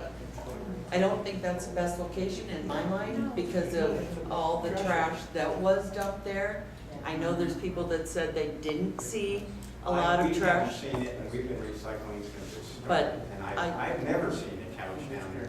There's plenty. And if you go to the Acton Community Center meetings, you will hear about it every month, that there's trash. People took advantage of the dumpsters being there, but, I'll refer this back to our president and he So you're can. not even willing to look into it? No, that's not what I said. I'll answer it for you. We're very interested, Amount of dumpsters. as a town council, We in just- finding a solution to this problem. We have to We find. need the community input as well. Put out another survey in the country journal and see how many people want to recycle. No, it's not how many want to. We need it. We need a Hold on, recycling one at a center. time. Okay, One all at of a us time. have limited space. In Angelos, they're allowed multiple containers. So if I wanted to stack up, plastic bottles and all the cardboard that comes in with all the boxes that we get, I could do that with an extra container. We get one container in Acton, one storage connex. Be happy to recycle more and more. Be happy to even take somebody else's around here, but we don't have storage. Any place else, you're gonna have rodents in it. I don't think our neighbors want rodents in it. It was a problem at the community center, I do know that, and so we hear you. I don't wanna speak for Russ, he's supposed to be running this meeting, not Big Mouth Pam, Well, so. my question is, can you guys? Yes. And my look question into it and is, see if can we you guys assist us in finding a location? The town council can't do everything. We brought everybody together to discuss I'm this offering issue. you 2 sites right now, the park, or possibly. You're not right here. offering sites. You're assigning a task to us, is what you're doing, sir. The way this town council operates is with community help in committees. And, you know, if you're passionate about something, we form a committee, we all work together as a community, and we get something done. It's not pushed from this side to us saying, can you guys do that? We want to work with you as a community. We don't want to work and do it all ourselves. I know it sounds terrible for me to say this, but this is a volunteer board. So we work, everything we've been successful in this town has happened because we formed committees that have been successful and have been staffed by a lot of you. And we will facilitate talking to the county, we will facilitate getting information across in the committee into the county, and anybody who will listen to us, but we need your help as well to make it happen. Yes. Could the town council approach the Chamber of Commerce and ask them if anybody in those businesses would be willing to have a recycle center? One place, they have, it's the businesses. The other place that you had recycling, center was the Oh, that's right, it was the women's club, And thank the you. reason we got rid of it was because of the trash. I wanted to address the gentleman's question with an answer. We have a recycling place in Acton, Genesis Recycling, where you get paid to take your stuff. Right. So if you've got non-CRV glass, they don't give you much, but you can get rid of it and get a little. You get paid for aluminum, CRV plastic, that's all there. So all you have to do is, like I put it in a bag, save it. I get a couple trash bags, I go down and I get 10, 11 bucks. There's lunch money. Genesis is right behind the 49er and also behind the hardware store. Right, but where are you saving your trash? Pardon me? Where are you saving your trash at the birds? No, recyclables. I'm talking recyclables. That's what I'm asking. A lot of it's recyclables. I have cans and bags, and I put them in the trash bag, bag them up, throw them in my pickup. It's not Every hard. couple of weeks, go down and recycle. Is- Now, the real issue is the cardboard and the paper products. Right. Genesis doesn't take that. Right. And that's what I used to religiously do, as a Republican, by the way, recycle. I take all my paper stuff down to the community center and feel good that I'm doing something. Why throw something away that can be reused? Right.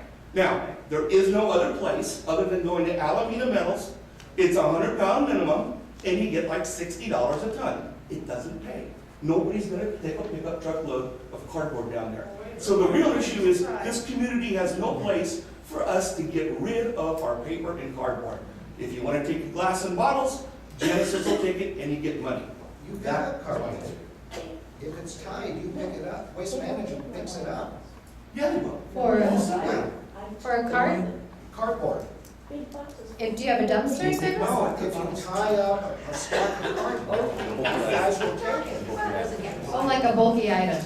As a bulky item, it would go on the bulky item truck and the bulky item. Every week, they'll take it. If it's nicely tied up, cardboard, it's just cardboard. But it's not being recycled. That's not being recycled. But that wouldn't be recycled. That's going in the trash. Oh, Yeah. oh, no. Because it would go in the same, it would go in the same truck. Yes, ma'am. I have a question. Never mind. Yes, ma'am. My question is, if we were to find a suitable location for a bin, or bins, could we have more than a once-a-week pickup? Because that seems to be part of our problem, is the community is so responsive to using the bin that we're overflowing. You mean the 3-yard commercial bins and the 3-yard? I'm sorry, I A can't. No, it would be up to- 3-yard or 1.5 commercial? Is it No, considered for a commercial? community center. For a public recycling area, if we were to find a suitable location, For a commercial box bin? yeah, could we get more than one bin, and could we get more than one pickup a week to keep it from being a nuisance and overflowing? And Well, there was 3 at the There were community like 5 theater, bins, as but I there recall. wasn't enough. They picked up at least twice a week, Yeah. at least twice a week. There just weren't enough bins to cover all the material being deposited.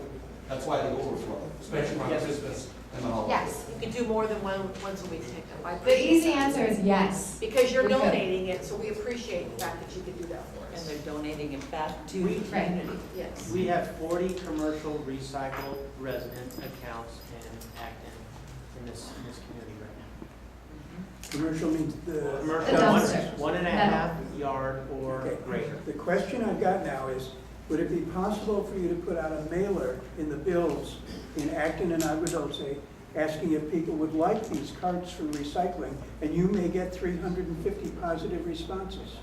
What we would do is an electronic survey. We have your email. Every time you call, we try to get your email address, and we would send it that way so that we can easily compile a response. And that may end up getting recycling carts Yes. Correct. to anybody who wants them. Right. Which we would prefer over bins. If we can have the route density to get you the carts, we would prefer that. Yes, ma'am, your hand's been up a long time. Can I please ask about the horse manure? Yes.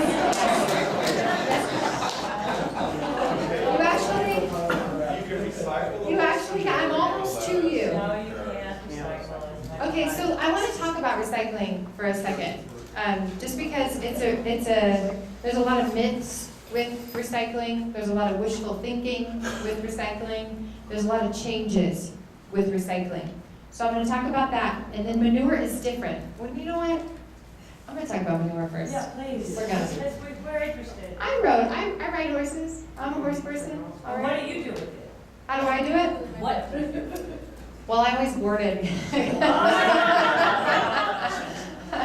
Okay, so manure is a difficult one because of processing. So in order to recycle something, which is take something and turn it into something new, or something like manure and take it and put it to beneficial use, so something other than the landfill, a lot of times you need a facility that can do that. I want to remind you that we live in, rural areas, and we think that that's okay, but we do live in California, and we're subject to California's regulations, and it is incredibly hard to site or build a facility for something like manure. So the short answer is there used to be a place that could process manure. There is near Simi Valley, where you were from. Welcome to the community. But right now, there is not a manure processing facility that we can go to legally. Yes, ma'am. Benz used to allow you, as a dumpster customer, Benz would allow you to fill the thing with manure and anything else you wanted to have in it. They had no problem with that. When I went online to your site, it says that you will provide a dumpster for manure at the same price as for other garbage. But you won't, the impression I got from reading your website is I could not mix the garbage with the manure, which You can mix it. Don't tell them it's changed. No, nothing has changed. You can mix it. You were mixing it before. Now, manure is incredibly heavy, and manure rots out the bottom of those metal bins quickly. So, I'll tell you, bins didn't have the same. It's like cowboys. They didn't have the same safety standards, and their employees weren't protected in the same ways. And maybe they're not as picky as Waste Management. So I think I'll give you guys, maybe it's partially customer service, but I think it's mostly safety. We're a company built on safety. So what I'm telling you, put it all in one container. If it's too heavy, we'll let you know.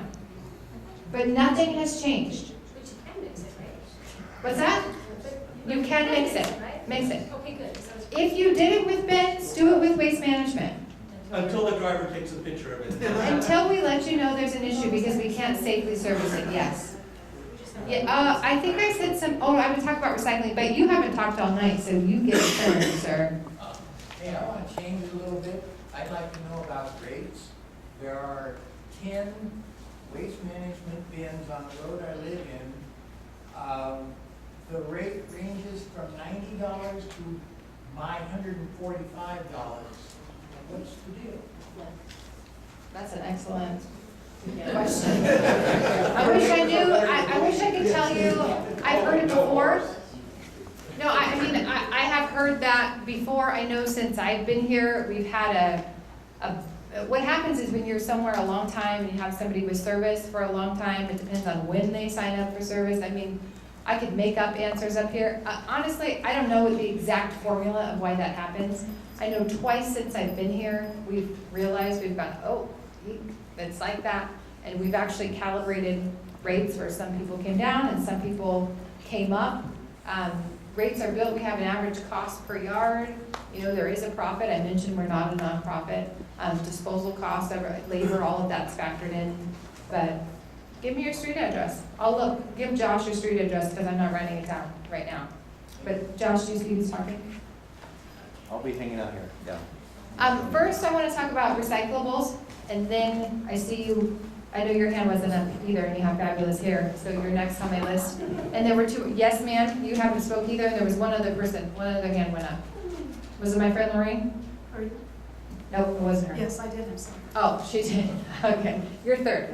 All right, so recyclables, I was talking about what makes something recyclable. Just because you want it to be recyclable, or you think it should be recyclable, or it used to be recyclable, or it even has a recycling symbol, it does not mean it's recyclable. What makes something recyclable is the fact that somebody wants to buy it after it is collected. That's how it works. You know, somebody said recycling doesn't pay. You're exactly right. It doesn't pay. The industry has changed. You know, we used to be able to pick it up, we would get paid for what we take in, now we're paying to get rid of it. Just recently, a couple of years ago, there was the green fence, whether we like it or not, recyclables go to China. Almost all of them in the United States go to China. I think the exact number is 90%. So they go to China, right? A couple of years ago, China did something called the green fence right after the Olympics. They limited plastics 3 through 7. Which that's everything but a plastic bottle, basically, if you look at it. And they said, no more, we will not take 3 through 7. So that changed the game. Just recently, as of January 1st, they're calling it the China Sword. I don't make the names, people, I don't like it, but the China Sword is what they're all calling it in the industry. And what they've said now, I mentioned that everybody's recyclables go to a materials recovery facility. Just in Sun Valley, there's probably 4 of them. None of them are ours, so there are many competitors out there despite what you see in Acton. We sort it, it gets put into bales, so aluminum goes into an aluminum cube, paper goes into a paper cube, you guys get the picture, cardboard goes in the cardboard. A broker buys that and sells that to China. Well, China has now said that when the ship gets there, they're going to crack open a bale and you can only have 0.3 to 0.5% contamination. Just to give you an idea, on a typical route, even in a cleaner city that has an established program, you're probably more like 15 to 20% contamination, which means of everything that you recycle, 20% is actually trash. We don't make the rules on what's recyclable, the market does. So now China, after January, is saying, we don't want mixed paper. This paper needs to be with this paper. Those laundry detergent bottles, the Tide bottles, not recyclable. So maybe they'll work that out. Maybe it's a, international affairs thing that they'll figure it out. But for right now, we don't control what's recyclable. So as much as we love recycling, Waste Management is North America's largest recycler. We recycle more than anybody else, not necessarily in Acton. Well, we do in Acton, but it's only 40 commercial customers, I get that. But there's a lot more to recycling than we think it's a good idea. There's the market to that. So anyway, I know I have more people on my list who asked questions earlier, but lady in the cardigan, you're up. Okay. You're an Acton and we're also in new events. And we had 2 carts, and then they let us get a 3rd one if we bought it. So we bought $100 cart at Home Depot. And so we have a large family, a lot of yard waste.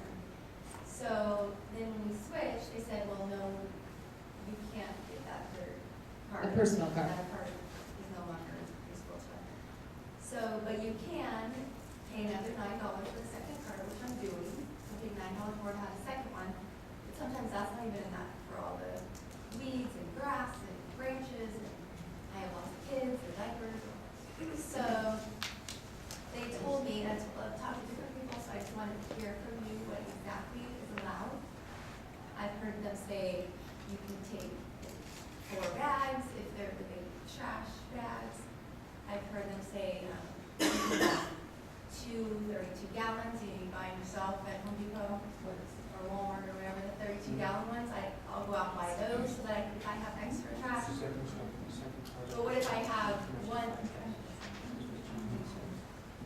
If I have one of 32 gallons and 2 trash bags also, are they going to take that? I just want to know what they're going to take or not take in terms of the extra stuff that's. Right. So the personal carts, again, I suspect what happened is we used to take personal carts many years ago, then we switched to automated side loaders. That's the cute little truck that squeezes your cart to death and dumps it in. So what would happen with personal carts is someone, not any of you in this room, would say that we broke their $100 or $500 or $5,000 cart. And we were buying a lot of very expensive carts, like diamond crusted carts. The county can probably attest because they were sending us the calls. So that's really, on the personal cart, it's not safe. It's not the safest solution for our drivers, and then it's just a liability on that. So what I'm being told. They're not, because they told us they'll take them. So I went out and bought them, 32-gallon ones with wheels. We did? Yes.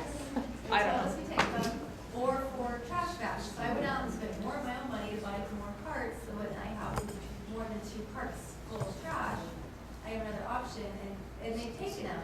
Mm-hmm. The guy actually goes out and picks it up and throws it in. I've seen it. Why is that different than Santa Clarita? Santa Clarita, if you want franchise. to add a cart, you call, please add a cart, and they We are in the deliver. wilderness. Well, in the city of Santa Clarita, because we have the residential franchise there, which, by the way, we do not have a landfill in the city of Santa Clarita, and we pay Chiquita Canyon landfill, which is an option to all of you. Where's that at? Chiquita Canyon is on the 126, Towards, towards Ventura. But it's like, it's too far. it's 2 seconds out of town from Santa Clarita. You're like at the halfway mark, so. Anyway, what was your question?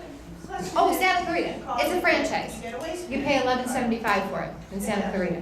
Why is that different here? Why do you have to pay? Because it's a franchise, there was a competitive bid process, it's cheaper, and if you own a business and you know how many people you're gonna have every single day, and what they're gonna throw away, and there's a standard service level, you're able to control your costs. More density.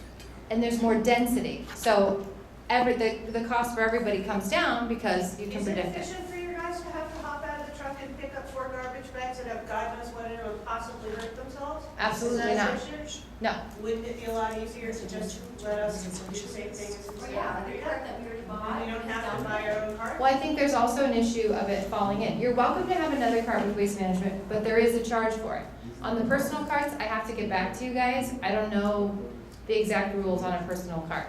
But the smaller ones, they could fall in the truck. I'm telling you, the history of the personal carts is that they have fallen in the truck, they've disappeared. He takes them and picks them up and throws it in. But he's really not supposed to do Yeah, that. and that's, to me, I thought that it seemed silly and like not safe for them I'm to sweating. clean out their trash that they don't need it, so.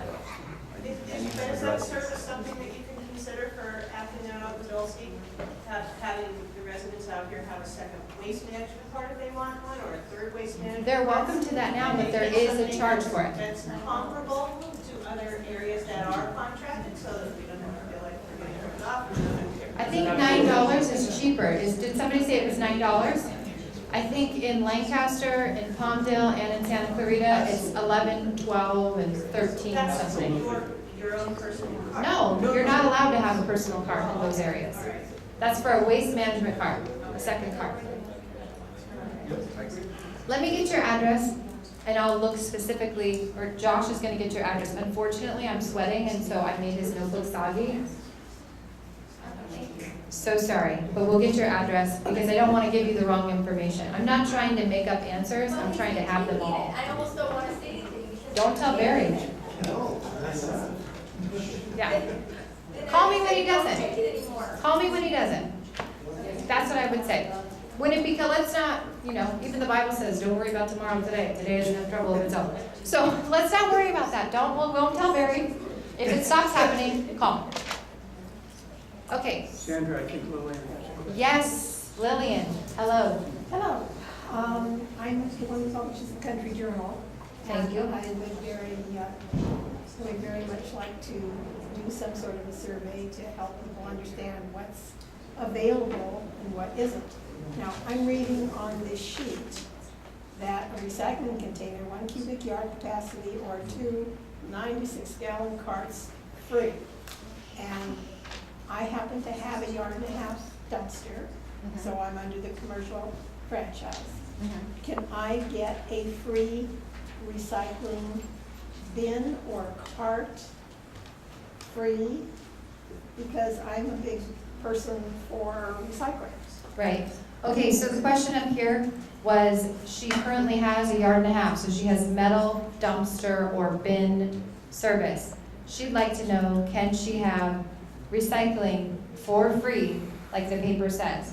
My answer is yes, but for now, we only have a commercial metal bin dumpster route for recycling because there is not enough participation for the plastic carts, and that is where the survey comes in. If we can get 250 to 300 people that want the plastic carts, so it makes sense that we can safely and efficiently service you, you can have a cart. But for now, if you called me tomorrow, you would get a 1.5 yard for recycling for free.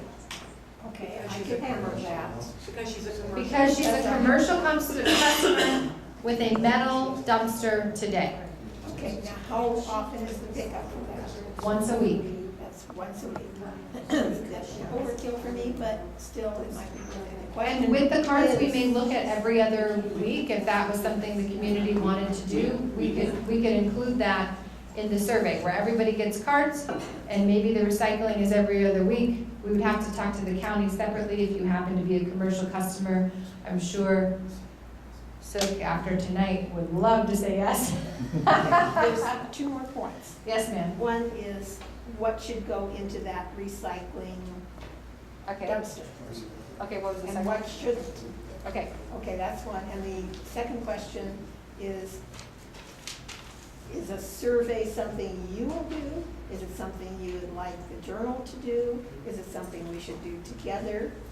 How can we help the council and waste management, which obviously we are not going to be free of?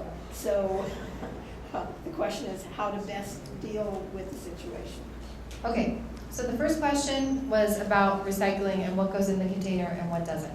I'm going to answer that one second because I'm rebellious. The second question was a survey, and can we work together, or what's the best approach for the survey? How we have done surveys recently, as I mentioned, is by email. What I would like to do is take all of my customers in their area and see how many emails I have and see if it's a reasonable amount. We figured we'd get a 10% response and see if there's enough folks to even respond to that, to create a route. So that would be the first step. What this next thing I would do is reach out to you, and maybe you could encourage folks by saying, you're gonna get a survey from Waste Management in your email. Make sure that you respond to it. The other thing, if you have a list of subscribers or maybe email addresses, maybe we could work together and I would have a more robust, because I know how you guys are in Acton Town. You don't want to give me your email because you never know what will happen with Do you know that. what percentage of email addresses you've captured out of the residents? I'm able to pull that information and look, not off the top of my head. It's usually pretty good. So we just did a survey in the Antelope Valley and we had 12,000 responses. There were a lot more households, but it was much greater than a 10% response rate. I was actually surprised. Okay, I have to tell you that I go free into every home in Acton and Angelos, so I don't keep a subscription list. Okay. Because I just send it, the journal to everyone. Okay. We can send out a link. If Ben said They could provide print the email. Oh, we can send out a link. We can send out a link and you can promote the link. And then if we would have your email, or they would go to the link. Okay, so then your next, so I'll get with you, actually Josh is gonna get with you separately. I can give you our email. Perfect. All right, so then your next question was what's recyclable and what isn't? Clean cardboard, clean paper, empty glass. I understand the water situation here. I don't want you to rinse it, but if you take a spatula, or I have these really awesome spoonmulas, just scrape them out and that would be okay. Your lids on your bottles, those are fine. They make you take those off at a CRV thing for the weight. So clean paper, clean cardboard, empty glass, empty plastic, metal, steel cans like a soup can, aluminum, and plastic bottles. No food, no liquid, and no plastic bags or plastic wrap of any kind, and absolutely no medical material. No styrofoam? No styrofoam. Yeah, there are symbols on styrofoam. Oh, I mentioned before there has to be a market for it to make something recyclable. It also has to be cheaper than virgin material, which in the case of styrofoam, or that's trademark, polystyrene is what we're supposed to say. That was a lawsuit. It's cheaper to get virgin material, and that's why polystyrene is not recyclable. Yes, Lorraine, you were the third hand up. Right.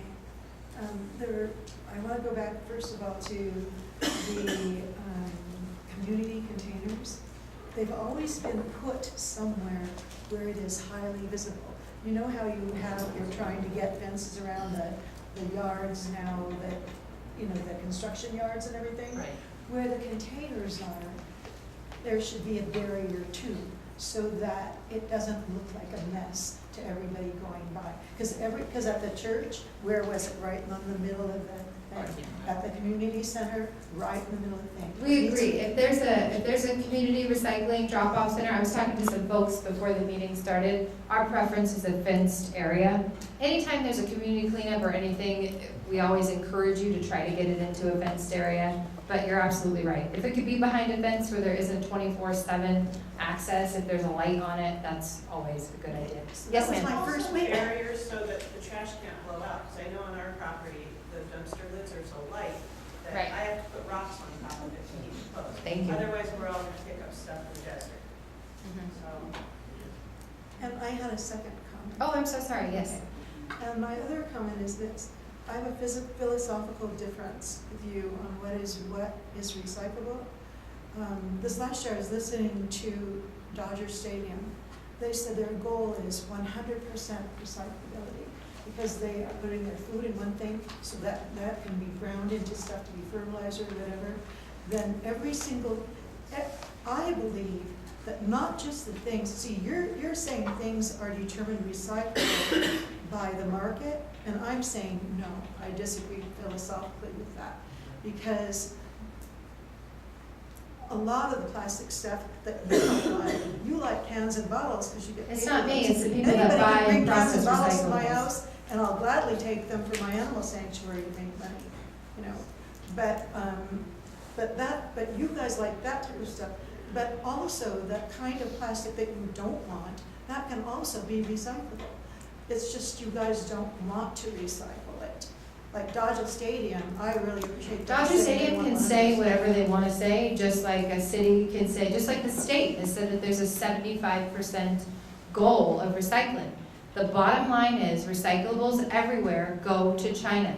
And if China doesn't want to buy it, it's not going to get recycled. And until manufacturing is built here in the US that will take, like paper mills, that will take that material and turn it into something new, somebody has to want to turn it into something new. And it has to, because they're probably businesses, has to be cheaper than taking something and creating it new. And right now in the United States, that's not the situation. So I mentioned there's a lot of wishful thinking in recycling. My own as well. But just because waste management doesn't make the rules on recycling. It's who turns it into something. Can you reuse it around your house? I have plastic bags, I use them all the time.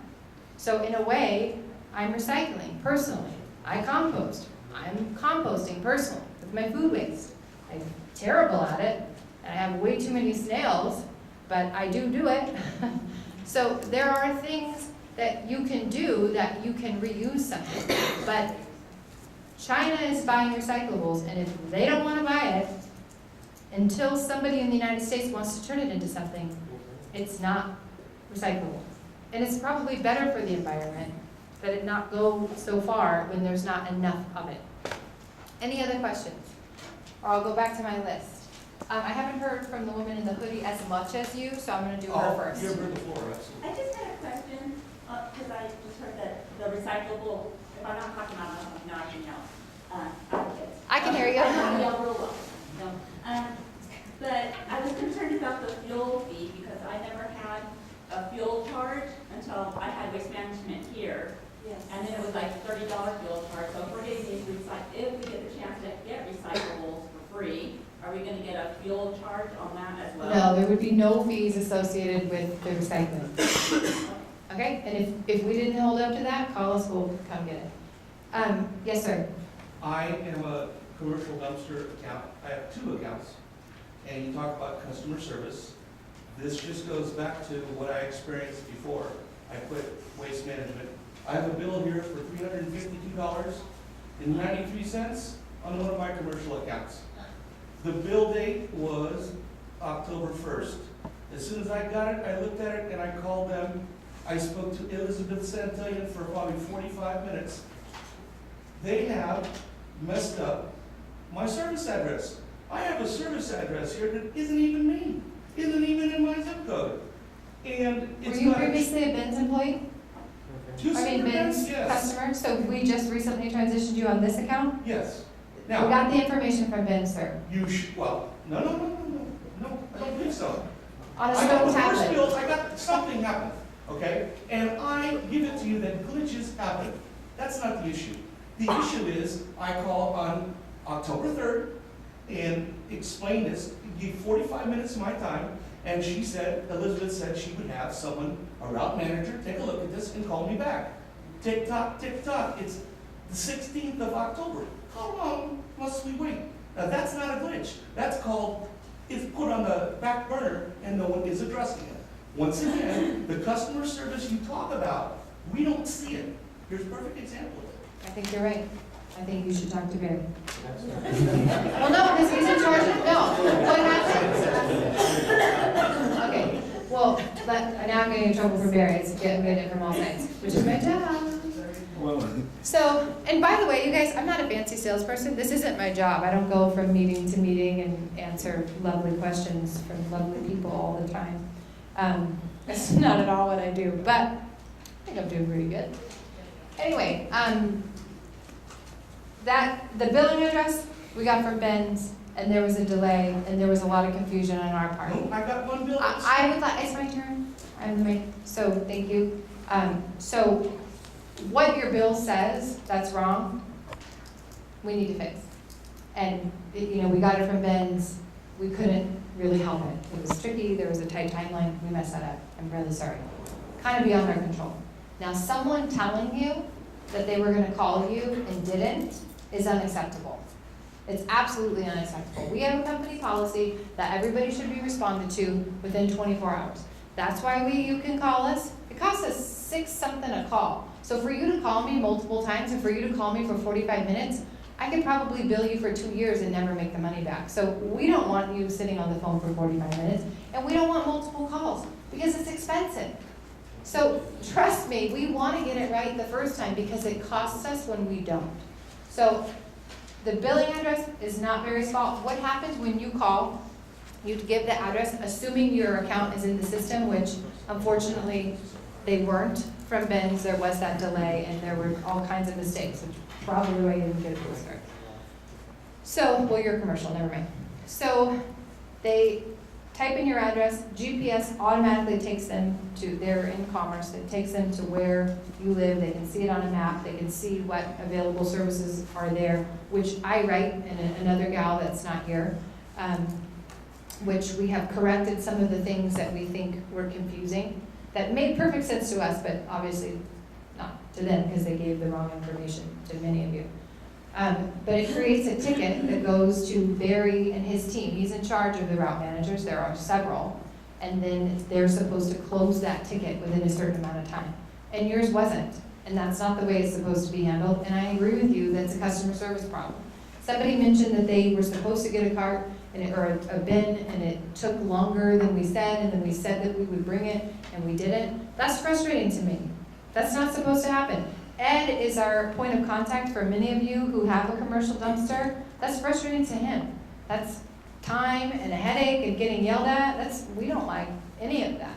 So we really do want to get it right. You can believe me or not believe me. All I can do from this point is try to recover and get better. This is not fun. I'm sweating to death. I ruined Josh's notebook, but it is good for us, and we are listening, and we will try to make it better.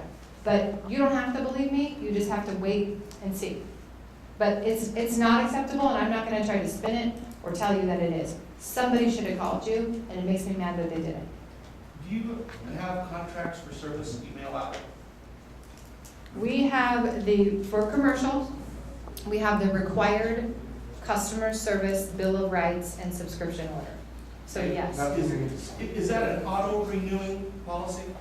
No, you can cancel it at any time, as Suk mentioned. So if you just feel like it, I think you have to give 90-day notice. If there's any sort of failure on our part, it's a 14-day notice.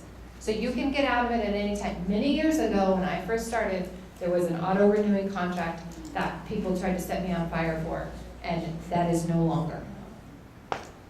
Yes, ma'am. Oh, no. Oh, you went first. Never mind. Sorry. Yes. You're addressing these 50 people that are here. There's 1,000 of us here in Acton, Angelos. I've heard the same thing from you that I've heard from Waste Management for 20 years. I would like to ask Mr. Chong, how can we get somebody else out here? Can you help us by getting somebody to come out here instead of having several thousand of us call these different people? Absolutely. That's what government is supposed to do. I will hand the mic over because I'd love to stop hearing my own voice. But I just want to tell you guys, you're in a unique area. You know, one, I think you have high expectations, which you should. I think that it's a highly educated community. You're very involved because it's small, it's close-knit, and you're hard to service because dirt roads and long driveways and manure, it's a super desirable place to live, but it's not a super desirable place to service. The closest competition is Burtec. Call them. If enough of you call them, maybe they'll come. But it's a very expensive place to service. But I keep on saying, in Castaic and that whole area, they get so much more. There's density, and we don't get it and there's here. a franchise. And it's just as rural, or more But there's so. density and there's a franchise. It doesn't make sense. It doesn't make sense. I just see the same old. I have a few more on my list too, if you guys are dying to know. Yeah, I know it seems that it doesn't make sense. So I reviewed the records we have. We have little less than 1,500 commercial accounts that are from residential properties. So I believe little less than 900 are in Acton, and the remaining over 400 are in Agua Dulce. So you have, about, like I said, about 1,500 accounts that are in combined Acton and Agua Dulce, and that's just for the dumpster. That doesn't include carts, and I don't know if there are any cart accounts in Agua Dulce. I believe there are some in Acton. Anyway, what role can the county play in terms of getting other waste haulers to service this area? Again, we are constrained by the fact that we have a non-exclusive commercial franchise, which means these haulers make their own decision with respect to what areas they serve, how much they would charge, what type of services they will render. as some of the discussions came up earlier, going forward, food waste is gonna be huge. And I know food waste at residential properties may not be huge, but certainly for businesses, it will be huge. And some of the waste haulers are gonna be limited in their abilities to provide food waste service. And therefore, we believe that going forward, there's gonna be even fewer waste haulers. I showed you a list of 30-some haulers that are part of our non-exclusive franchise. I figured that number is gonna go down. To let you know, in 2012, when the non-exclusive commercial franchise was first implemented, we started out with 48 waste haulers. We now are down to 30-some waste haulers. There's probably gonna be more electricians. More are gonna are gonna find themselves out of business because the regulations are becoming much more strict. And so the abilities for the smaller haulers to provide all the services that are required by the state are going to be becoming much more challenging. So I know that was really lengthy, but in terms of your direct response, basically you heard it already. You heard it from Waste Management. They told you the nearest competition is Bertec. They service Santa Clarita area, and it's just if they were willing to consider coming out here, if they have 200-400 accounts, maybe they could start. But I don't know when that's going to happen. Yes. I think the phone call from the county would make a lot Absolutely. bigger So enforce than a few hundred of us calling. So Because there's already been a few hundred calls. So because May I ask a question? Sure. So 8 months ago, I believe you were here, correct? It was exactly October 26, 2016. Okay, so a year ago. Yes. Right. And you explained the difference between the different types of franchises, and I believe the way we left it was that you were going to look at a combined franchise that did bin and cart service that would be franchised somehow, and that program would be marketed to the various waste haulers, if that's correct? Okay, so thank you for that. We did discuss that, right? We discussed that at the meeting. I don't frankly recall the Manure. I'm sorry? Dumpsters for manure is what we said. Well, I know Avocado Hills came up a lot as a possible prototype of what might be possible here. I was just curious if that might bring in or incentivize other waste haulers to come out here other than Waste Management. Okay, so we did have that, we did talk about that as an option, but in terms of pursuing it further, I believe it was more of wanting to hear from the community, combined Acton and Agua Dulce, that is the course, the direction they want to pursue. Now, in order to do that, I think we would want something, if that's something that the community wants, it may be something that would have to start with a survey. Waste Management is willing to conduct certain survey. Certainly, independent of that, if we were to take some sort of a direction, we would need to conduct a survey so that we know that there is a desire from the community to do some sort of franchising beyond the commercial franchise. No, okay. So, yeah, it's working. Yeah.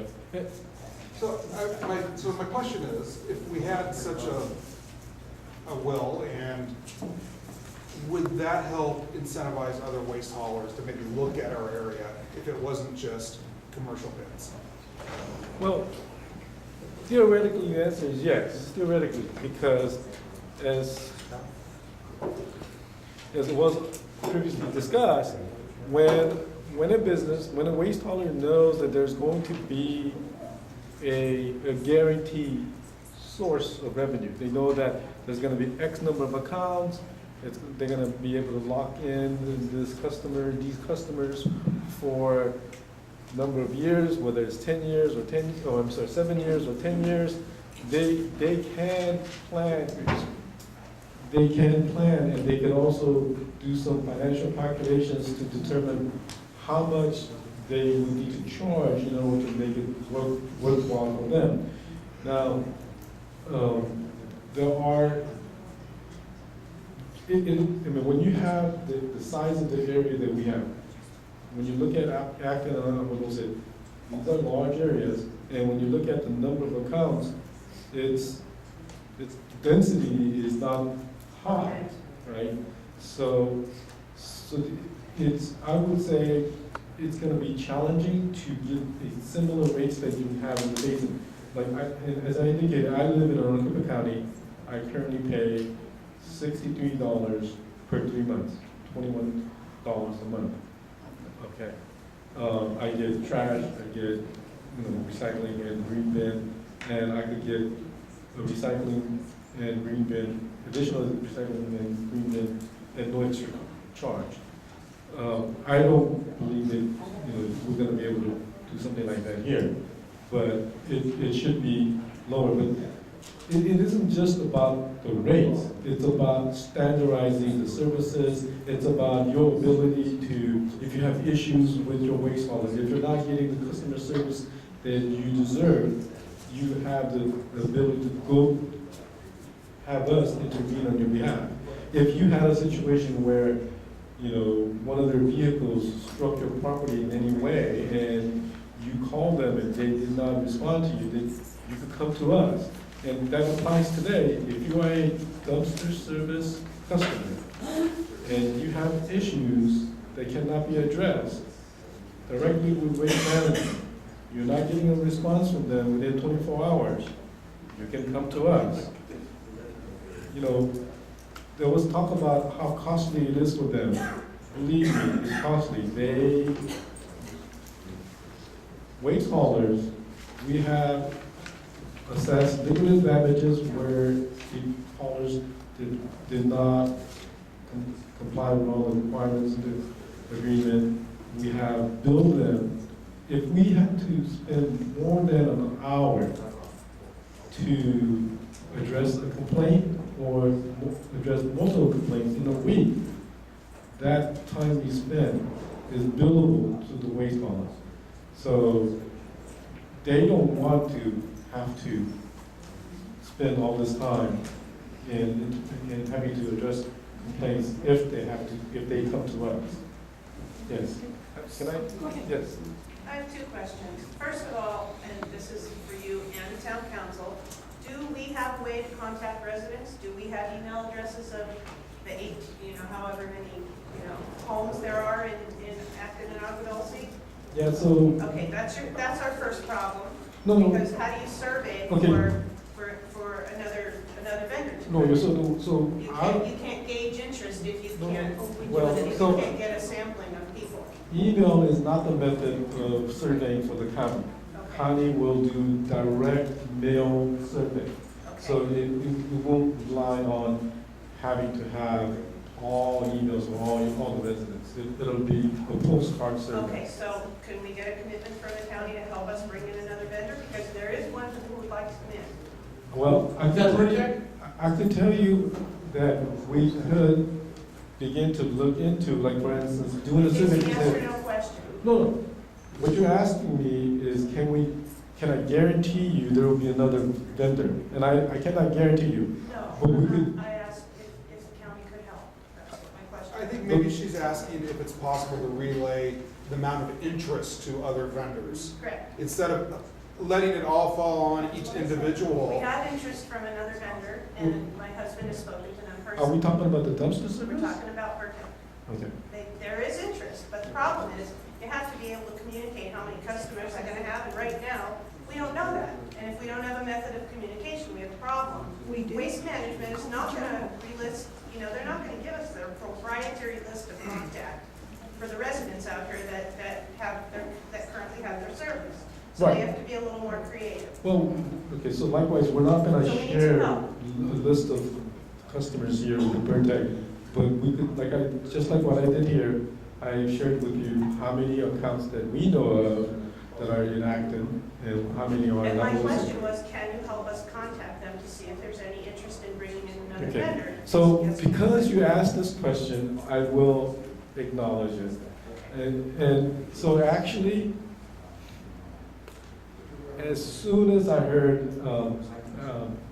Waste Management was going to acquire Benz, I had conversations with various waste haulers to see if there's any interest in coming out here. So I did that over a year ago. There was no interest at the time. As recent as 2 months ago, I was invited to a meeting with the Small Waste Haulers Association, and I mentioned it there. I didn't mention it in terms of soliciting an interest, but I did mention that the acquisition of Benz is near completion. This might have been a little more than 2 months ago. But in a nutshell, what you have is a cluster, because we don't have any way to contact residents to let them know there's another vendor in town. Yes, we do. That's not exactly true. Yes, we do. Of course we do. We do. That's what. And that's Well, through then how the do we do various, that? that's through the various newspapers we have here. We have 2 newspapers in this town. One of them goes, the Country Journal goes to every single house in Acton and Agua Dulce. It's 100% saturation. The Acton Agua Dulce News does a paper online. I don't know exactly how they manage that. But I've done surveys before. I can do them again anytime. I'd be happy to work But we were with. hearing that there wasn't a very big response rate to. I have had very good response rates. Okay. Can I just Depending make a on how point? hot the subject is. I'd like to make a point. It's been clarified tonight, and I'm not standing up for big government, I'm not standing up for waste management, I'm just gonna clarify here. It's been clarified tonight that we don't have a non-exclusive, we have a non-exclusive commercial situation. We have a open market residential situation, right? So it's been clarified that the county is not keeping us from another vendor. Waste management's not keeping us from another vendor. What's keeping us from another vendor are the other vendors. Where is the responsibility on the part of Vertec to solicit our community? Why is it our responsibility to chase them down?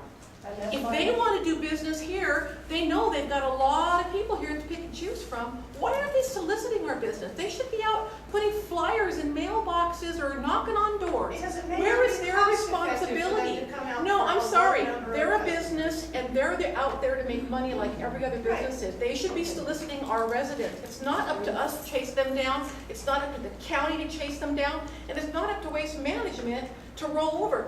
We've got them, let's work with them, let's get them to be satisfactory for us. Great. Why can't you give all your complaints tonight and see if Waste Management can rectify those problems? We don't have other people knocking down our doors to come service us. We don't have We've choice. been there. Great. 20 years. I've been with them for 25, and I've had no issues, but I'm in a residential area, I'm not on 5 acres. So I have a different situation, but I'm just saying, this is our only bird in the hand, and if they're willing to come here and take our beating tonight, which they've done gracefully, thank you very much, I believe the least we can do is believe that they want to make a change for us. Let's give They have them, said this over But and let's- over and over but here again. they are. When do you quit beating a dead horse? if you can chase down Vertec to come to your home, Why that's can't the awesome. county step in and That's say to Bert? I don't believe it's the county's responsibility. If Vertec wanted to be here,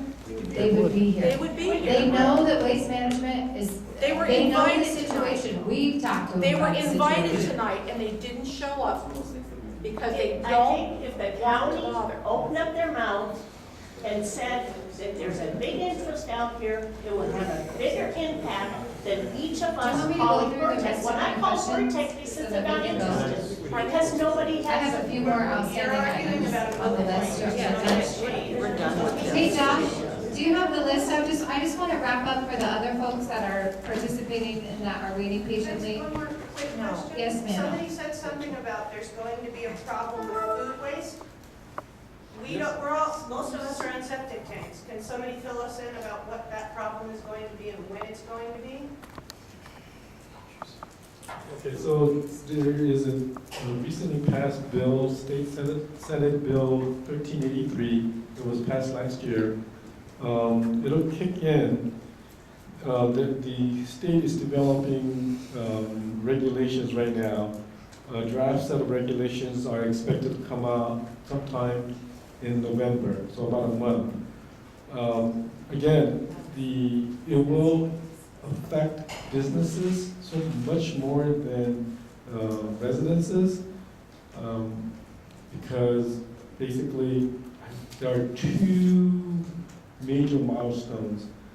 I forget the year, but the first one has to do with 50% diversion of food waste by a certain year, and then another one having to do with 75%. And so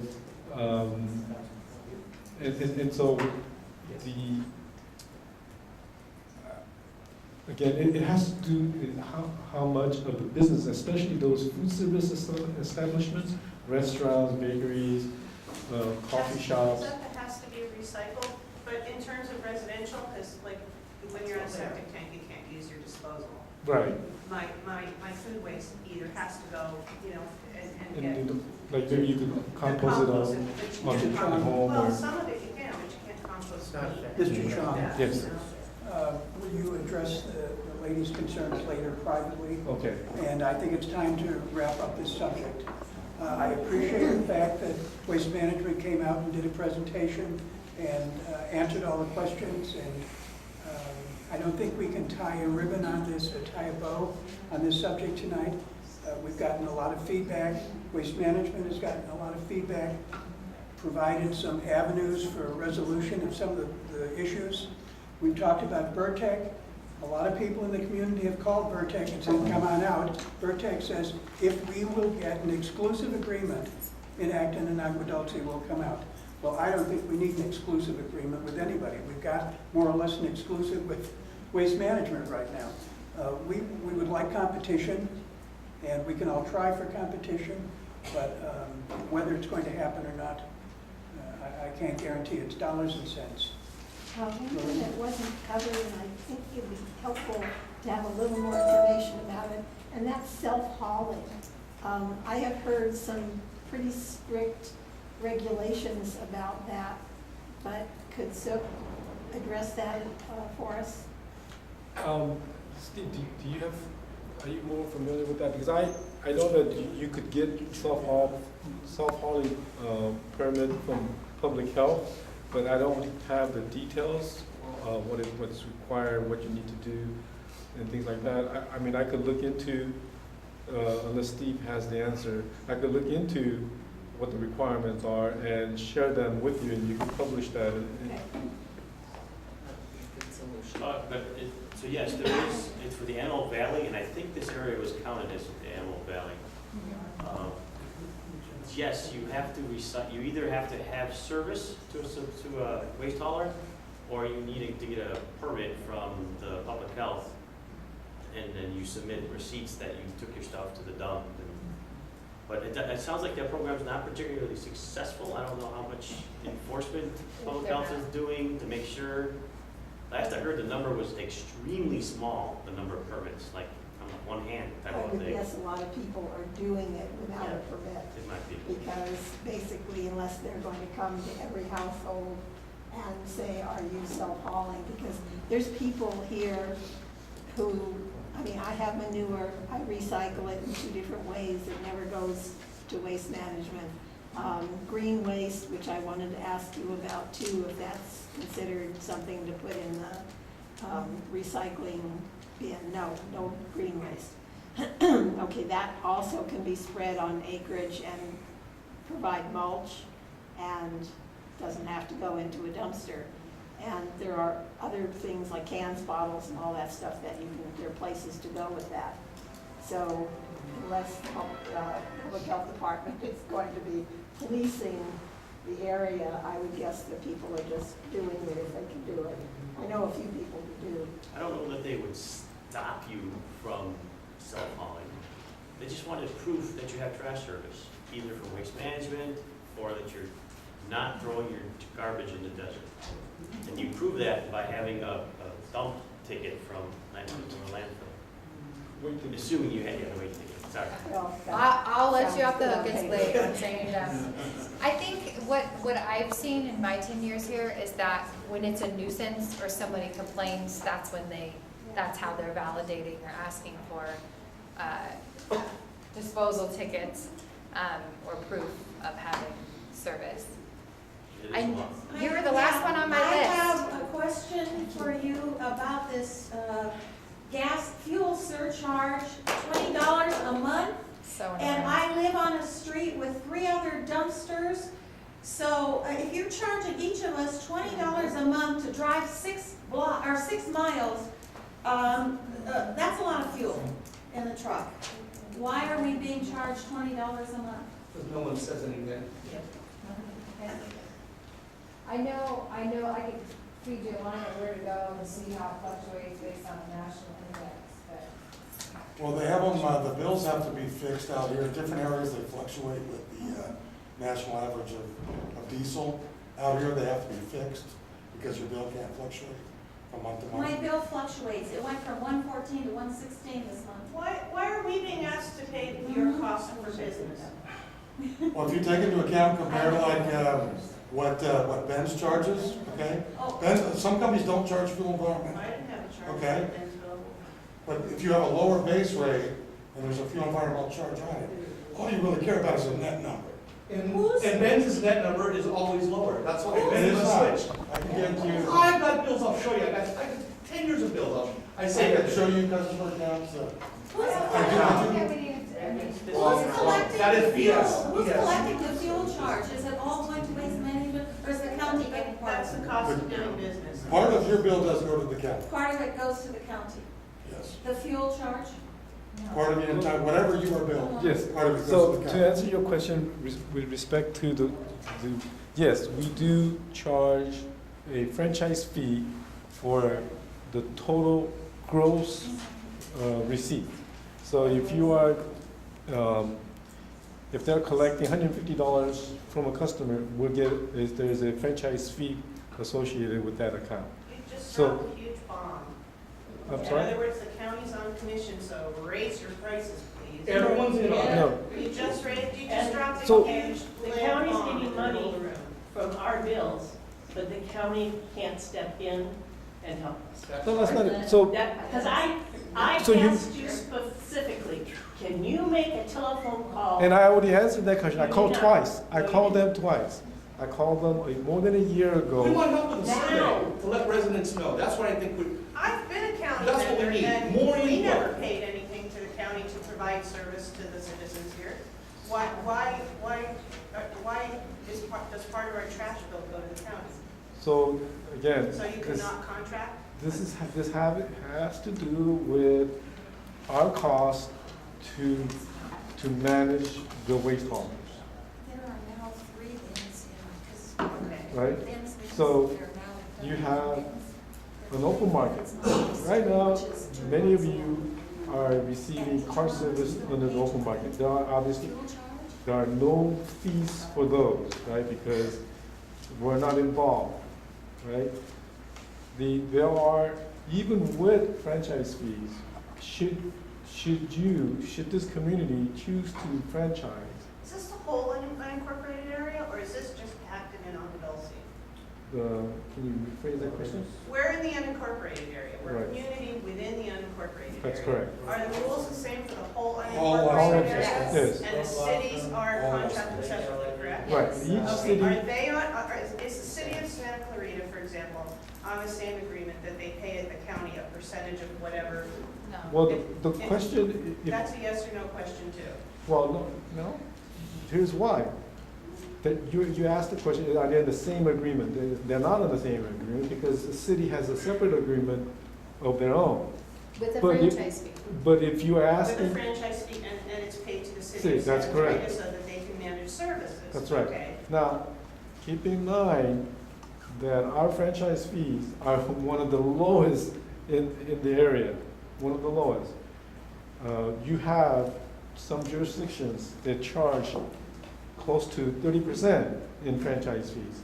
Ours is one of the lowest. What's the percentage? It's 14%. Okay. So it started out at 10, it went to 12, and it topped off at 14%. Okay. So When you say topped off, it's not going to go it's up? not going up anymore. I mean, Okay. well, as far as the way it is today, as far as the What's way, entailed in managing services? I'm sorry? What's entailed in managing services? So it's making sure that they're providing the services that is agreed to by, within our agreement. So you have certain rates that they have certain rates they're gonna charge you, they honor that. If you have issues with them, you can come to us and so we could intervene. If you, the gentleman there, you have 2 commercial accounts with Waste Management. You brought up a number of issues. Had you come to us, we could have intervened. And And we could continue to. On what issue? Well, you talked about issues with your bill, for example. I called them. Yeah? I'm still waiting. Yes. I might live long enough. Yes. to get that Now- answer. Just bring it to you, he's sitting here. I just don't have to pay it also. It's their problem. They want my money. It's not my problem. So, When they stop okay, picking up, I'm calling you. somebody mentioned something about their truck hitting their mailbox. If that was a commercial account, you could have come to us. There are, And I did, and that's the only way I got Waste Management to come out. okay, so, again, so there are, so the fees, the franchise fees are there so that we could manage certain activities of the waste haulers, not just Waste Management, but all of the waste haulers as well. Okay. They talked about the importance of safety. The agreement has certain standards for insurance. These insurance limits are very high, and they assure that we and they are protected as well. And so those are some of the reasons for, or some of the uses for the franchise fees. Okay. Yes. I think tonight, very little was accomplished. There's a lot of us that came here looking for something, and we didn't get it. And I'm gonna put it right in front of you so you can't miss it. We're looking for a piece of red meat, and that red meat is, we want the town council, you as a representative of the county, to do something to instigate, survey, or encourage some amount of competition here in the dumpster service at least, because that has been contracted. That's a franchise, correct? It's locked in, and the county signs off on that. That's what we're looking for, because you're never gonna convince some of us that waste management is great. That's the way it is. But we want a chance, a playing field that's level, that we can have a choice. And that's what we're asking our representative from the county to do. I'm gonna write a letter to Catherine Barger, our elected supervisor, and explain to her what I'm looking for. And I hope other people who feel the same will do that, because that's how you get a direct response from someone who's gonna run for office and is gonna listen. So that's what we were looking for, at least part of the things I was looking for tonight. And if everyone else is, or other people in agreement, voice it now so these people hear and understand what we want. Well, I think maybe we can summarize what exactly the community is looking for. Quality of service and reasonable rates, because I know bins versus waste management is significant. Yeah. Nobody can tell me anything otherwise, okay? It's significant. And bins never charged one guy, your neighbor, more than you did. Everybody in Acton got the same price, and I know that for a fact because they've been in front of us many times and have said that, and nobody's called them out on it. So quality of service, the rates, the cost of trash service, and getting the services that we actually need. A year ago, we talked about a lot of these bins get used for manure, and they don't get used for other things. So do we need to have a bin commercial service? If we could get a combined service of some kind, like we talked about a year ago. So I think I would like to real quickly maybe get in under a minute a answer from the county on how we best would attain those goals, and maybe an answer from Waste Management how they think we can attain those goals. Quality of service, the services we actually want, and rates we can afford, because Waste Management has got $140 versus $79. It's incredible. Wow. For that. 140? Try 162. Okay, so you're even higher. So, you know. The fact that one neighbor gets charged more than another for the same exact service seems... Do you all live on the exact same street? The exact distance from each other? I'm just curious. Not necessarily, but, you know, it has to do with when they were brought on, who got goaded into signing the contract and who didn't, There who got a aren't letter any saying that if they contracts. didn't sign a You all contract... can cancel within 14 days for being unsatisfied. You all I can understand cancel. that, but it doesn't change the fact that different people pay different prices for the same But it's not service. going to be the same, because there are different costs. That was the worst response ever. Yeah, that really is. That's charging That's horseshit. I don't even Okay, know what but that's so, you know, in summary, so maybe we can wrap this thing up, and if Russ approves. I would just like to hear what the suggestions to solve those three issues: quality of service, the services we need, and to get our trash picked up in a reasonable and respectful way without getting, you know, having to take out a second mortgage. So, okay, I'm gonna limit my response to commercial franchise. So when it comes to quality of service, if you're having issues with the quality of service, I would like you to bring them specifically issues to me. Okay, perfect, thank you. Okay? That includes the service in terms of collection, includes the service, you know, when you call customer service, if you're having issues, they're not responding to you, they're giving you a runaround, things like that. In terms of consistent rates, I could acknowledge that based on my review of the records, that your previous waste hauler was more consistent with what they were charging their waste hauler, their customers, and there was less variance between the customer base. That is not to say that is unique to Benz. Is some do and some don't. It's as a non-exclusive. Non-exclusive means that it is still rates are set between the customer and the hauler. So the county, whereas we could intervene on certain things, that's one thing that we cannot intervene on. In terms of competition, we could go so far in terms of what we can do. Now, as I mentioned, having that conversation with some haulers and try to get a sense of whether there is an interest in providing service here. I couldn't get into certain proprietary information, but numbers like how many accounts there are. Like I said, there's about 1,500, a little less than 1,500 residential accounts. There's a little more when you look at the business accounts on top of that. And so when they're aware that there is the potential for that pool, they're still not actively gearing themselves to come out here. It's not something that, even though you wish to, and at a personal level, I wish to also, but on behalf of the county, we could not say, you go provide service there. We are not in a position to direct them. This is a non-exclusive.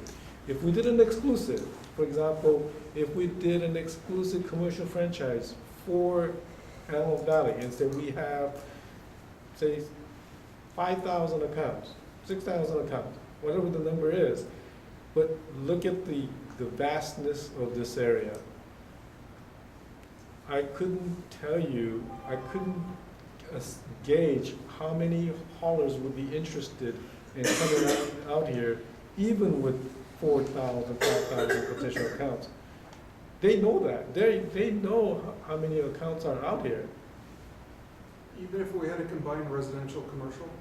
Well, that's a different thing. Now, we did talk about that option. In order to advance that option, I'd like to hear from Steve. I think the steps may be if the community And Acton Town Council is together on this and wants to proceed. I would say one of the first steps is for the Acton Town Council to write a letter to us and request that we. My recollection from, I was here a year ago, so talking about Yes. the residential. That's right.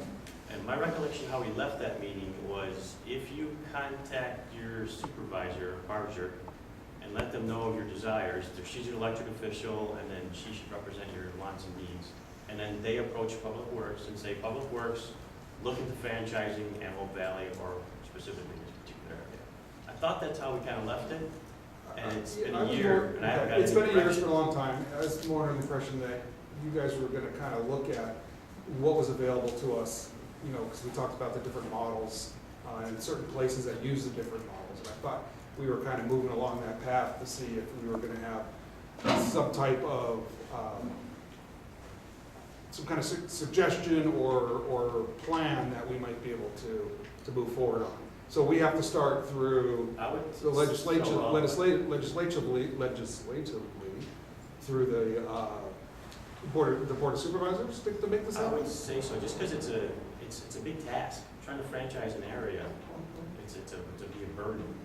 So, but it's something I'm more than willing to take on, to clarify that. Okay. But it's not something I can do in a day, I can't No, I franchise don't. it. So it's Well, a it's big been a year, task. and I'm not gonna take that on just because there's 50 people in this room. There might be 1,500 people outside that say, stay away, I don't know. Well, we don't. So if the elected officials direct me, look at the franchising, then yeah, we'll send a survey out.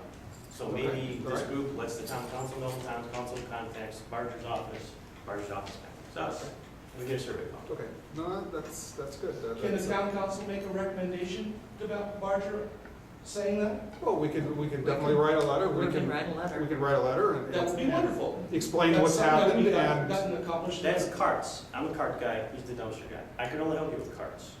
So you have a commercial account, so I can't. Yeah, and I want everyone to get a fair shake, but I only have one kind of service, and that's dumpster service, and that's the only thing I have experience with. So I'm speaking from something I'm knowledgeable, and I have 10 years of receipts on all my bills. I've watched it go up, and anyways, I want to see an even playing field for everyone. That's what I'm looking for. Yes.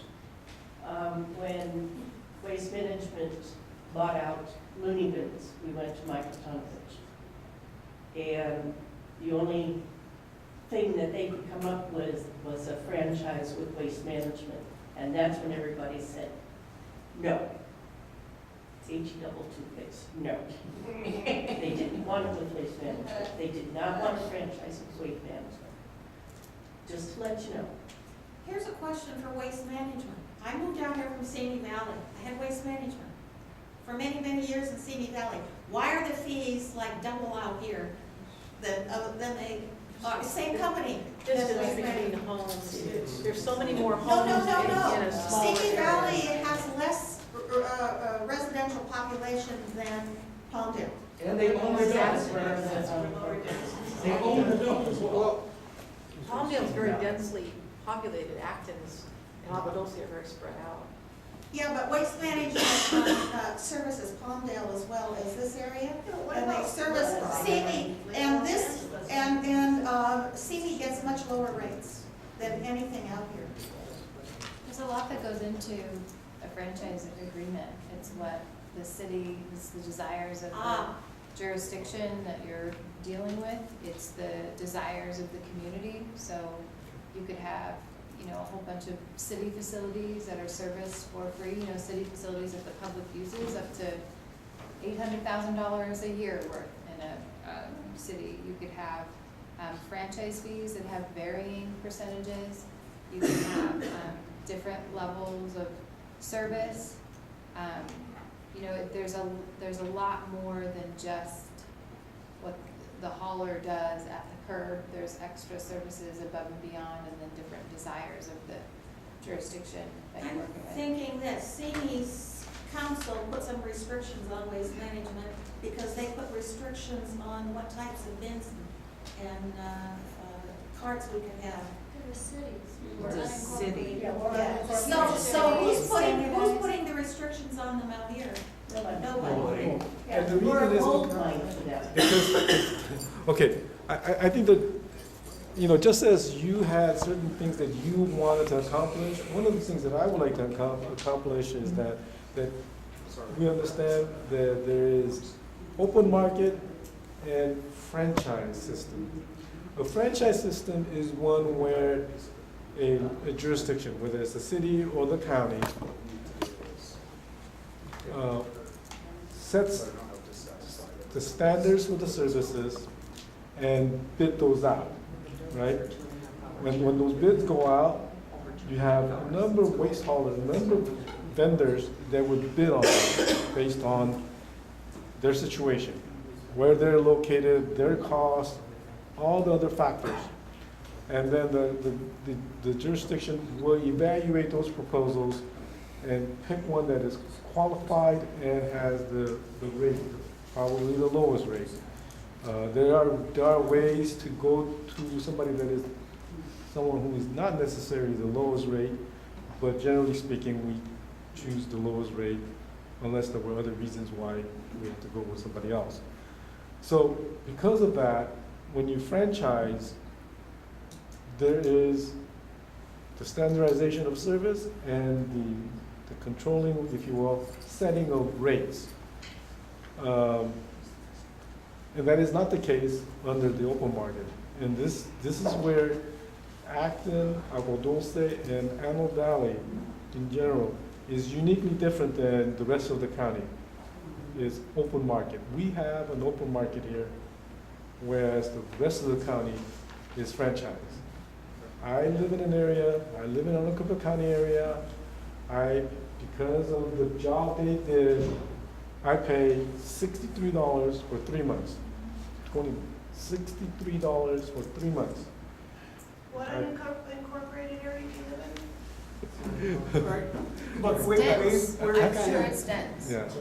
I'm just wondering. if Okay, rates are the same you know what, like I Simi think at this Valley. point. Okay, I live in the Excuse me, Simi Valley. I think at this point, and thank you very much for your answer. I think if you have any specific questions for the county, the waste management, it should be a sidebar outside, because right now we've run it 2.5 hours according to Pam, and we have 2 other hours important and business. 45 minutes. So we need to move on. We need to move Well, on. I think we need to talk to some of the other town councils too, and see if they're having the same issues. Well, Agua Dulce has regular meetings as well, and I suggest people sit there and talk with them as well. And the Agua Dulce Town Council was invited to this meeting tonight. Okay, but, you know, As as was Little Rock, Virgin. you have like Los Angeles, Juniper Hills. We also have the it's Association of similar. World Town Councils. They meet regularly as well, so, and that is open for everyone here to go and sit and comment as well.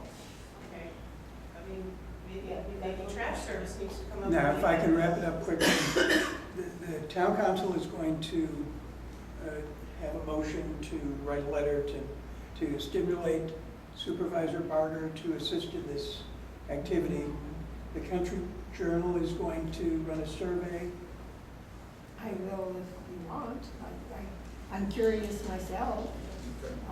It's a question of developing the right question. Because if we've got 250 responses of people who rent carts, I guess we've got them, right? I would suggest working with Suk on your survey to make sure your wording is quite. Yeah, I'm gonna do that. Okay? Sorry. And don't work with me, work with Suk. This subject Oh, is keep it closed. simple. We're going to take a 5-minute break and resume the normal business of the town council.